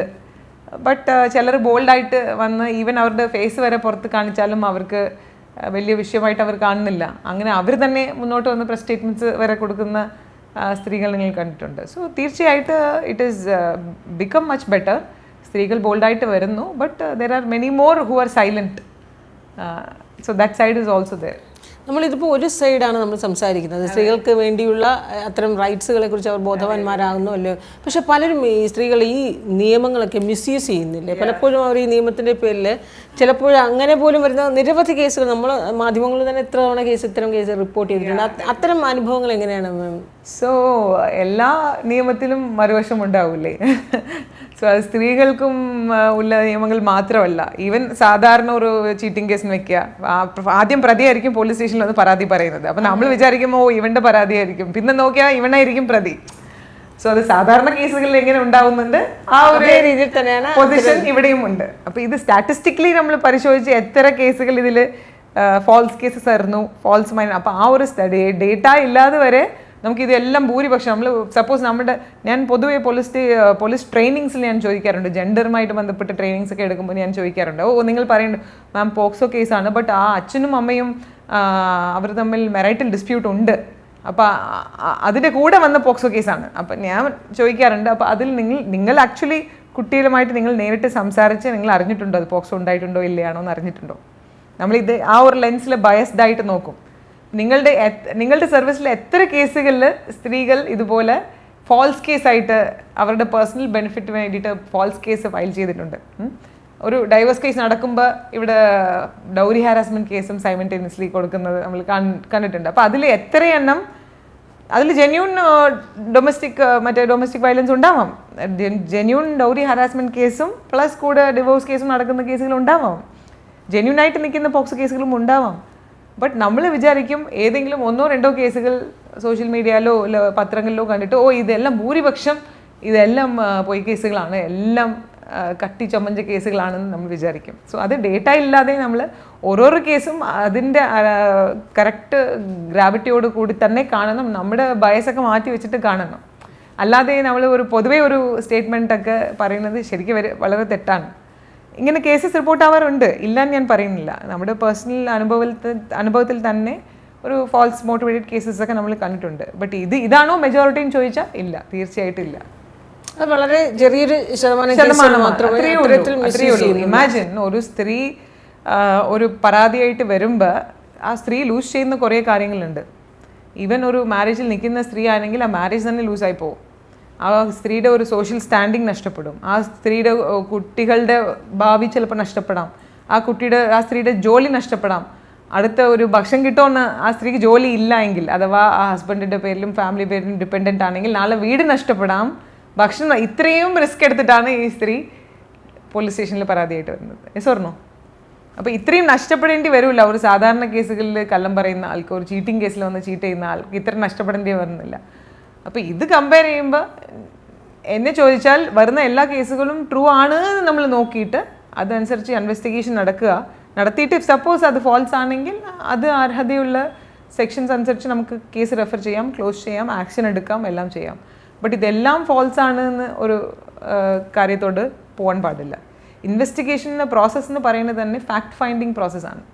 ഇൻഫാക്ട് ട്രൂ ആണെന്ന് പോലും നമ്മൾ ബയസ്ഡ് ആവാൻ പാടില്ല, ഫാൾസ് ആണെന്നും ബയസ്ഡ് ആവാൻ പാടില്ല. ഓപ്പൺ മൈൻഡഡ്ലി നമ്മളൊരു ഇൻവെസ്റ്റിഗേഷനെ കാണണം, അതാണ് right stand. Because investigation as defined in BNSS is actually a fact finding process. We are only collecting the facts and presenting before the court. It is for the court to decide whether it is true or a false case. So police only has to find the facts and submit before the court. ഈ false case വരുവാണെങ്കിൽ തീർച്ചയായും അവർ legally അത് face ചെയ്യേണ്ടി വരും. തീർച്ചയായിട്ടും. Even posh ആക്ടിൽ നമ്മുടെ posh act ഉണ്ടല്ലേ, sexual harassment at work place act, അതിലും ഇതിന് വേണ്ടിയിട്ട് പ്രൊവിഷൻസ് ഉണ്ട്. അതുപോലെ തന്നെ BNSലും ഇത് വേണ്ടിയിട്ട് ഫാൾസ് എവിഡൻസ് കൊടുക്കുക, ഫാൾസ് ആയിട്ടുള്ള കേസ് ഉണ്ടാക്കുക, അതൊക്കെ നമുക്ക് അവരുടെ പേരിലും ആക്ഷൻ എടുക്കാം. കോടതിയിൽ റിപ്പോർട്ട് പ്രൊഡ്യൂസ് ചെയ്യാം, അവരുടെ പേരിൽ ആക്ഷൻ എടുക്കാൻ വേണ്ടി. പൊതുവേ അങ്ങോട്ട് പോകാറില്ല, പോലീസിന് അത്ര സമയമൊന്നുമില്ല that we won't to penalise the person for giving a false complaint. ഇപ്പോൾ നമ്മൾ പറഞ്ഞത് കുട്ടികളുടെ ഒരു പാരൻറ്റിങ്, ഈ രണ്ടുപേരും വർക്കിംഗ് വിമൻ ആയാലും പാരൻസ് വർക്കിംഗ് പാരൻസ് ആകുമ്പോൾ കുഞ്ഞുങ്ങളെ എങ്ങനെ ഹാൻഡിൽ ചെയ്യാൻ കഴിയുക എന്ന് പറയുന്നത് ഏറ്റവും വലിയൊരു വെല്ലുവിളി തന്നെയാണ്. അപ്പോൾ താങ്കളുടെ ലൈഫിൽ അതുപോലെ തന്നെയാണ്. എങ്ങനെയാണ് താങ്കൾക്ക് ഈ കുഞ്ഞുങ്ങളെ, 2 കുട്ടികളാണ്, ഇവരെ ഈ ഇത്രയേറെ തിരക്കുള്ള ജോലിയാണ് രണ്ടുപേരും ചെയ്യുന്നത്, അപ്പോൾ ഇതെങ്ങനെ നിങ്ങൾക്ക് മാനേജ് ചെയ്യാൻ കഴിയുന്നു? സോ എന്നെ സംബന്ധിച്ചോളം I am very very blessed. I have my grand mother with me. Parents 2 പേർക്കും വരാൻ പറ്റില്ല. ഹസ്ബൻഡ് പേരൻസും അവർ നാട്ടിലാണ്, സെറ്റിൽഡാണ്. അദ്ദേഹം ഇപ്പോഴും വർക്ക് ചെയ്യുന്നുണ്ട്, റിട്ടയർഡ് സയൻറ്റിസ്റ്റ് ആണ്, ബട്ട് ഒരു NGO പോലെ വർക്ക് ചെയ്യുന്നുണ്ട്. എൻ്റെ അച്ഛനും ബിസിനസ്സാണ്, ബിസിനസ് റിട്ടയർ ചെയ്യാറില്ല ബിസിനസ് പീപ്പിൾ. സോ അവർക്ക് അവരുടെ എൻവയൺമെൻറ്റിൽ നിന്നൊന്നും ഇങ്ങോട്ട് വരാം. സോ എൻ്റെ ഗ്രാൻഡ് മദർ എൻ്റെ കൂടെ ഫുൾ ടൈം ഉണ്ട്. സോ ഞാൻ സർവീസ് കയറിയ മുതൽ, ആക്ച്വലി എൻ്റെ ഫസ്റ്റ് ഡെലിവറിയുടെ സമയം അമ്മമ്മ വന്നതാണ്. അപ്പോൾ ഞാൻ ഈ ഡെലിവറി കുറച്ച് കുട്ടി വലുതാവട്ടെ അതുവരെ എൻ്റെ കൂടെ നിൽക്കണം റിക്വസ്റ്റ് ചെയ്തു. പിന്നെ സെക്കൻഡ് ഡെലിവറി ആയി. അപ്പോൾ ഇനി കുറച്ച് നിൽക്കണം റിക്വസ്റ്റ് ചെയ്ത് അങ്ങനെ റിക്വസ്റ്റ് ചെയ്ത് അമ്മമാർക്ക് അറിയാം എനിക്ക് ഇങ്ങനെ ഒരു ബിസി പ്രൊഫഷൻ ആയതുകൊണ്ട് ഡേ ആൻഡ് നൈറ്റ് ഇല്ല, സമയം കൊടുക്കാൻ ചിലപ്പോൾ സമയം കാണില്ല. അപ്പോൾ ഇതൊക്കെ അറിഞ്ഞിട്ട് she's a big pillar of support for me. പിന്നെ കൂടാതെ ഞാൻ പറഞ്ഞതുപോലെ we try and find some time for the children definitely every single day or at least 2-3 days in a week. We try and எப்போ സമയം കിട്ടിയാലും we travel. All of us like traveling. We all are into outdoor sports. എല്ലാവർക്കും ഇഷ്ടമാണ്. Even for രണ്ടുപേർക്കും ഒരുമിച്ച് അങ്ങനെ ഒരു സമയം കിട്ടുന്നുണ്ട്. കിട്ടും. മീൻസ് ഒരാഴ്ചയിൽ ഒരു പ്രാവശ്യം കിട്ടും. സംടൈംസ് ബിസി പോസ്റ്റിംഗിലാണെങ്കിൽ ഡിഫിക്കൽട്ടാണ്. ബിസി പോസ്റ്റിംഗ് ഇപ്പോൾ കേരളത്തിനകത്ത് as long as we were SPs we were in 2 different places all the time. അപ്പോൾ അതുകൊണ്ടാണ് ഡെപ്യൂട്ടേഷൻ ആയിട്ട് നാഷണൽ പോലീസ് അക്കാഡമിയിൽ ഹൈദരാബാദിൽ പോയത്. ബിക്കോസ് ഓൾമോസ്റ്റ് 4.5 കൊല്ലം അവിടെ ഉണ്ടായിരുന്നു, ഒരു വീട്ടിൽ ഒരു സ്ഥലത്തുണ്ടായിരുന്നു. അല്ലെങ്കിൽ കേരളത്തിൽ ഞാൻ കൊല്ലം SP ആണെങ്കിൽ അദ്ദേഹം പത്തനംതിട്ട SP ആയിരുന്നു. അപ്പോൾ അങ്ങനെ മാറി എല്ലാ ജില്ലയിലും നോർത്ത് ടു സൗത്ത് ട്രാവൽ ചെയ്തിട്ടുണ്ട്. ബട്ട് ഫസ്റ്റ് ടൈം ഒരുമിച്ച് ഒരു വീട്ടിലുണ്ടായിരുന്നത് ഹൈദരാബാദിലാണ്. 2018 ഡെപ്യൂട്ടേഷനിൽ പോയതാണ്. അപ്പോൾ അങ്ങനെ ചില സമയത്ത് ഇങ്ങനെ പോസ്റ്റിംഗ് തന്നെ വേറെ ജില്ലകളാണെങ്കിൽ മന്ത്ലി വൺസ് ആയിരിക്കും മീറ്റ് ചെയ്യാൻ ഓപ്പർച്യൂണിറ്റി കിട്ടുക. ബട്ട് ഒരു ജില്ലയാവുമ്പോൾ will be able to take time. അപ്പോൾ അങ്ങനെ വീക്കെൻഡിൽ കുഞ്ഞുങ്ങളെ കൊണ്ടുപോകുന്നത് ചോദിക്കുന്നത് ശരിക്കും അത്രയേറെ തിരക്കുള്ള രണ്ട് പാരൻസ് എങ്ങനെ കുഞ്ഞുങ്ങളെ വളർത്തുക എന്ന് പറയുന്നത് അതൊന്നും മറ്റുള്ളവർക്കൊന്ന് പലർക്കും ഇൻഫ്ലുവൻസ് ചെയ്യേണ്ട ഒരു വിഷയം കൂടി ആയതുകൊണ്ടാണ് ചോദിക്കുന്നത്. അപ്പോൾ കുഞ്ഞുങ്ങൾക്ക് ഇപ്പോൾ എന്ത് പരുവമായി?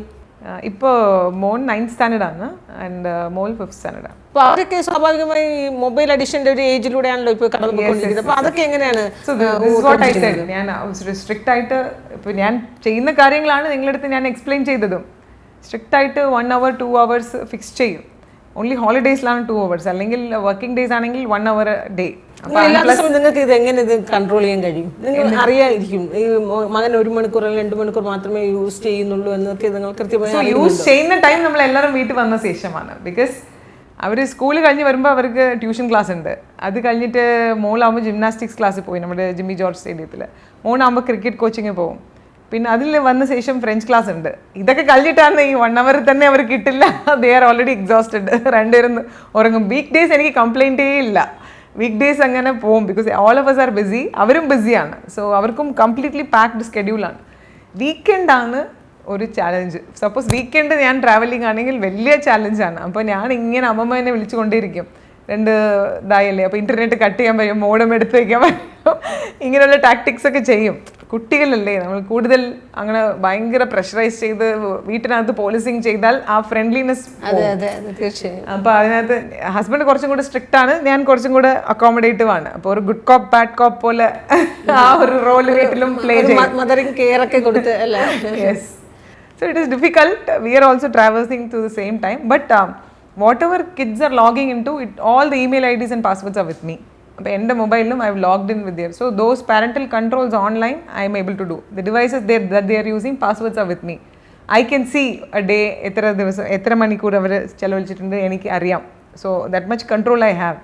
And even their chats and other things I see. കുട്ടിക്ക് പെൺകുട്ടിക്ക് അതൊന്നും ഇല്ല. ഇപ്പോൾ അതൊന്നും ആക്സസേ ഇല്ല. അവർ കളിക്കുന്ന ഗെയിംസ് അവർ എന്ത് കളിക്കുന്നു എനിക്കറിയാം. സോ അപ്പോൾ അങ്ങനത്തെ ഒരു സപ്പോർട്ട് തന്നെ. അവരൊന്നും ഇതുവരെ അങ്ങനെ ഹൈഡ് ചെയ്യുന്ന സിറ്റുവേഷൻസ് ഒന്നും വന്നിട്ടില്ല. I know I can take the device any time, monitor it, give it back. Madam, ഇത്രയും വർഷമായിട്ട് ഈ സോഷ്യൽ പോലീസിങ് ചെയ്യുമ്പോൾ, സോഷ്യൽ പോലീസിങ് ഡയറക്ടർ എന്ന ചുമതല എന്ന് പറയുമ്പോൾ അതിനകത്ത് വിമൻ എംപവർമെൻറ്റ് വലിയൊരു വിഷയം തന്നെയാണ്. അതുപോലെ ഈ വിമൻ ഹറാസ്മെൻറ്റ്, അത് ഡൊമസ്റ്റിക് വയലൻസ് ആയാലും ജോലി സ്ഥലങ്ങളിലായാലും അത്തരം കേസുകൾ നിരന്തരം കൈകാര്യം ചെയ്യുകയും അറിയുകയും ചെയ്യുന്നൊരു വ്യക്തിയാണ്. അപ്പോൾ ഉറപ്പായും എല്ലാ ഹൈ പ്രൊഫഷണലിസ്റ്റുകളുടെ ഇടയിൽ പോലും അവരുടെ ജോലി സ്ഥലത്ത് നിന്ന് അത്തരം വിമൻ ഡിസ്ക്രിമിനേഷൻ ഇപ്പോഴും നേരിട്ടുകൊണ്ടിരിക്കുന്നുണ്ട്. അതിനകത്ത് പോലീസിങ്ങിലായാൽ പോലും അത്തരം കേസുകൾ ഇപ്പോഴുമുണ്ട്. പക്ഷെ അങ്ങനെ നിങ്ങൾക്കിടയിൽ ഇത്തരത്തിൽ കേസുകൾ വരികയാണെങ്കിൽ നിങ്ങൾ എന്താണ് ചെയ്യുക? സ്ട്രോങ് ആയിട്ട് ആക്ഷൻ എടുക്കുകയാണ്. സോ എസ്പെഷ്യലി പോലീസിൽ തന്നെ ഇങ്ങനെ വരുന്നുണ്ടെങ്കിൽ എല്ലാ സ്ഥലങ്ങളിലും ബോധവൽക്കരണം പറഞ്ഞിട്ടേ കേസുകൾ. അങ്ങയുടെ താഴെയുള്ള ഭാഗത്ത് നിന്ന് താഴെ ഈ സ്ത്രീ ജീവനക്കാരുടെ കേസ് വരുമ്പോൾ അപ്പോൾ ഉറപ്പായും താങ്കളുടെ തന്നെ ഡിപ്പാർട്ട്മെന്റിനെതിരെ എന്ത് ലീഗൽ നടപടി ധൈര്യം എടുക്കാൻ പറ്റുമോ? സ്വാതന്ത്ര്യം ഉണ്ടോ? Yes, definitely 100%. അപ്പോൾ ഞാൻ മുമ്പ് വർക്ക് ചെയ്ത ഒരു യൂണിറ്റിൽ ഒരു ഡെയിലി വേജ് ഒരു ലേഡിയാണ്, that is multi tasking staff ആണെന്ന് തോന്നുന്നു, ഒരു ലേഡിയാണ്. അവർക്കെതിരെ ഒരു സാറ്റർഡേ ഓഫ് ഡേ വരുന്നു. അന്നത്തെ ദിവസം ഓഫീസിൽ വന്ന സമയത്ത് കൂടെ വർക്ക് ചെയ്യുന്ന ഒരു പോലീസുകാരനല്ല, അവനും ഇതുപോലെ കോൺട്രാക്ച്വൽ എംപ്ലോയി ആയിരുന്നു, മിസ്ബിഹേവ് ചെയ്തു. നമ്മൾ IC ഉണ്ടായിരുന്നു അവിടെ, ഇൻറ്റേർണൽ കംപ്ലയിൻറ്റ് കമ്മിറ്റി ഉണ്ടായിരുന്നു, അതിൻ്റെ ചെയർപേഴ്സൺ ആയിരുന്നു ഞാൻ. നമ്മൾ മറ്റേ എൻക്വയറി കഴിഞ്ഞ ശേഷം സസ്പെൻഡ് ചെയ്ത് ആക്ച്വലി റിമൂവ് ചെയ്തു, ടെർമിനേറ്റ് ചെയ്തു. ആ സ്ത്രീക്ക് കേസുമായിട്ട് മുന്നോട്ട് പോകാൻ താല്പര്യം ഉണ്ടായിരുന്നില്ല, ക്രിമിനൽ കേസ് എടുത്തിട്ടുണ്ടായിരുന്നില്ല. അതുപോലെ ഇത് ട്രെയിനിങ് അക്കാഡമിയിലുള്ള സമയത്താണ്, അവിടെ ആ സമയത്ത് ഉണ്ടായ ഒരു കേസാണ്. ഈവൻ ഒരു ട്രെയിനിക്കെതിരെ ഒരു സെക്ഷൽ ഒരു അസോൾട്ട് ഉണ്ടായിരുന്നു. അപ്പോൾ ആ കേസിലും ഇമ്മീഡിയറ്റ്ലി നമ്മൾ സസ്പെൻഷൻ ചെയ്ത് സ്ട്രോങ് ആയിട്ട് ആക്ഷൻ എടുത്തു. ഈ കഴിഞ്ഞ ഇവിടെ കേരള പോലീസിലും അങ്ങനെ ഒരു ഇഷ്യൂ ഉണ്ടായിട്ടുണ്ട്. സോ അതിലും നമ്മൾ ഉടനെ തന്നെ റിപ്പോർട്ട് ഹയർ ഓഫീസേഴ്സിന് കൊടുത്തു. അതിൻ്റെ ബേസിസിൽ എൻക്വയറി ഓർഡർ ചെയ്ത് എൻക്വയറി ഇപ്പോൾ നടന്നുകൊണ്ടിരിക്കുകയാണ്. So whether it is Kerala police or outside, when such issues happen, our advice to our subordinate women officers, our colleagues and subordinates, is that you should complain, you should raise your voice, because നമ്മൾ പുറത്ത് ഇത്ര പറഞ്ഞിട്ട് if we are not raising our voice, then it is very difficult. It's a sorry state. So പൊതുവേ woman police officers അങ്ങനെ ഉണ്ടെങ്കിൽ പരാതിയായിട്ട് വരാറുണ്ട്, means അങ്ങനെ ഒതുങ്ങി പോവാറില്ല, വരാറുണ്ട്. കംപ്ലയിൻസും കുറച്ച് കുറവാണ്. സോ ഇത് അങ്ങനത്തെ ഒരു ടെൻഡൻസി ആണോ എന്ന് നമുക്കറിയില്ല, വെദർ അവർ സപ്രസ് ചെയ്യുന്നുണ്ടോ ഇതിൻ്റെ കോൺസിക്വൻസസിൻ്റെ. ബട്ട് നമ്മൾ ജനറലി എല്ലാ ഡിസ്ട്രിക്റ്റുകളിലും SP-മാർ ഇതിനെക്കുറിച്ച് ബോധവൽക്കരണ ക്ലാസ്സുകൾ കൊടുക്കാറുണ്ട്. IC ആരാണ്, മെമ്പേഴ്സ് ആരാണെന്ന് പബ്ലിഷ് ചെയ്യാറുണ്ട്. അവർക്ക് ഒരു 0 ടോളറൻസ് ആണ്, സെക്ഷൽ ഹറാസ്മെൻറ്റ് ആകുമ്പോൾ 0 ടോളറൻസ് പോളിസി ആണെന്ന്. ഇപ്പോൾ നമ്മളൊക്കെ ഫീൽഡിൽ ഉള്ള സമയത്തൊക്കെ നല്ല രീതിയിൽ സ്റ്റാഫിനെ എൻകറേജ് ചെയ്തിട്ടുണ്ട്. അങ്ങനെ ഇഷ്യൂസ് ഉണ്ടെങ്കിൽ ഉടനെ തന്നെ അത് മീൻസ് അപ്പം തന്നെ ആ കൾപ്രിറ്റിനെ ആക്ഷൻ എടുക്കുന്ന രീതിയിലുള്ള ഒരു ഇമ്മീഡിയറ്റ്, ബിക്കോസ് അതല്ലേ ഇമ്പോർട്ടൻറ്റ്. ഒരു പ്രശ്നം ഉണ്ടായാൽ അതിൽ ഉടനെ ഒരു ആക്ഷൻ ഉണ്ടാവും എന്നൊരു ഉറപ്പുണ്ടെങ്കിൽ എല്ലാവരും ധൈര്യമായിട്ട് പരാതി പറയും. ആൻഡ് ഈ പരാതി പറയുന്ന സ്ത്രീക്ക് അവരുടെ ഐഡൻറ്റിറ്റി പുറത്ത് റിവീൽ ചെയ്യാതെ കോൺഫിഡൻഷ്യലായിട്ട് ഒരു എൻക്വയറി ചെയ്യുക. അവർക്ക് ഒരു രീതിയിലും ടാർഗറ്റിംഗ് ഇല്ലാത്ത, അവർ ചിലപ്പോൾ ടാർഗറ്റ് ചെയ്ത് പ്രശ്നമാക്കി കളയും. ആ രീതിയിൽ ഒരു ടാർഗറ്റിംഗ് ചെയ്താലും അവർക്കെതിരെയും നടപടിക്ക് എടുക്കുക, കംപ്ലീറ്റ് സപ്പോർട്ട് നിങ്ങൾക്ക് ഉണ്ടെന്ന് ഒരു ധൈര്യം കൊടുക്കുമ്പോൾ തീർച്ചയായിട്ട് സ്ത്രീകൾ മുന്നോട്ട് വരാറുണ്ട് പരാതിയായിട്ട്. അപ്പോൾ നമുക്ക് സ്വാഭാവികമായ ഒരു സംശയം, ഇത്തരമൊക്കെ ഒരുപക്ഷെ ഒരു മിഡിൽ ക്ലാസ്സോ അല്ലെങ്കിൽ ആ ഒരു റേഞ്ചിലുള്ളവർക്ക് കേസുകളായിരിക്കും കൂടുതലായി വരും. അത് മാഡം തന്നെ കുറച്ച് മുമ്പേ പറയുകയും ചെയ്തു. അപ്പോൾ ഹൈലി പ്രൊഫഷണലായ സ്ത്രീകൾക്കിടയിൽ, പ്രത്യേകിച്ച് നിങ്ങൾ IPS IAS ഉദ്യോഗസ്ഥർക്കിടയിൽ ഇത്തരത്തിലുള്ള അവരുടെ വർക്ക് സ്പേസിൽ ഇത്തരത്തിലുള്ള ഹറാസ്മെൻറ്റുകൾ ഉണ്ടെങ്കിൽ അങ്ങനെ കേസുകൾ അവർ റിപ്പോർട്ട് ചെയ്യാറുണ്ടോ അതോ സപ്രൈസ് ചെയ്യുകയാണോ ചെയ്യുന്നത്? ഏതെങ്കിലും കേസ് അങ്ങനെ വന്നിട്ടുണ്ടോ മാഡത്തിന്?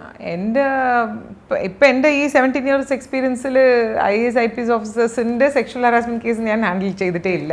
അത്ര കേസ് കേട്ടിട്ടുണ്ട്. ഹിസ്റ്റോറിക്കലി പണ്ട് senior IFS officer madam case register ചെയ്ത് FIR രജിസ്റ്റർ ചെയ്തിട്ടുണ്ട്. IAS ഓഫീസറിൻ്റെ കംപ്ലയിൻറ്റിൽ FIR രജിസ്റ്റർ ചെയ്തിട്ടുണ്ട്. അങ്ങനത്തെ കേസുകൾ ഞാൻ കേട്ടിട്ടുണ്ട്. ബട്ട് എനിക്ക് പേഴ്സണലി അങ്ങനെ ഒരു അനുഭവം ഉണ്ടായിട്ടില്ല. ആൻഡ് ഞാൻ അങ്ങനത്തെ കേസുകൾ ഡീൽ ചെയ്തിട്ടില്ല. അപ്പോൾ എന്തായാലും താങ്കളുടെ ഈ ഒരു വർഷത്തിനിടയിൽ അങ്ങനെ ഒരു കേസുകൾ അത്രയും പ്രൊഫഷണലായ കേസുകൾ അത്രയും വന്നിട്ടില്ല. ഒരുപക്ഷെ അവരൊക്കെ ഇത്തരം കേസുകൾ ഉണ്ടെങ്കിൽ, കാരണം പലപ്പോഴും നമ്മുടെയൊക്കെ ഇൻ്റർവ്യൂവിലൊക്കെ അവർ സ്വകാര്യമായി അത്തരം അനുഭവങ്ങൾ പറയുന്നില്ല, പേര് പറയാതെ തന്നെ അവർ പറഞ്ഞിട്ടുണ്ട്. അത്രയും ഇൻസിഡൻസുകൾ അവരും ഫേസ് ചെയ്യുന്നുണ്ട്. വിമൻ ഡിസ്ക്രിമിനേഷൻ എന്ന് പറയുന്നത് ഏറ്റവും ടോപ്പിൽ പോലും ഇപ്പോഴും നേരിട്ടുകൊണ്ടേയിരിക്കുന്നു. അതിലൊരു മാറ്റവും ഇല്ല എന്ന് തന്നെയാണ് നമ്മൾ മനസ്സിലാക്കുന്നത്. ഇൻഡിവിജ്വലി നമുക്കും ഒരു ഇതിനകത്ത് സ്റ്റാൻഡ് വേണം. Yes or no? അത് നമ്മൾ ഏത് പൊസിഷൻ ആവട്ടെ, നമുക്ക് ഇതിനകത്ത് ഒരു ഇൻഡിവിജ്വലി ഒരു സ്റ്റാൻഡ് വേണം. നമ്മുടെ സ്റ്റാൻഡ് 0 ടോളറൻസ് പോളിസിയാണ്. അപ്പം തന്നെ അങ്ങ് കൊടുക്കുക, അപ്പം തന്നെ പ്രതികരിക്കുക, ആൻഡ് ഇത് ഓൺ പേപ്പർ ആക്കുക. ഇതിൽ ഒരു മടിയും കാണിക്കേണ്ട ആവശ്യമില്ല. Because the system probably means we think we trust the system. The system should support us.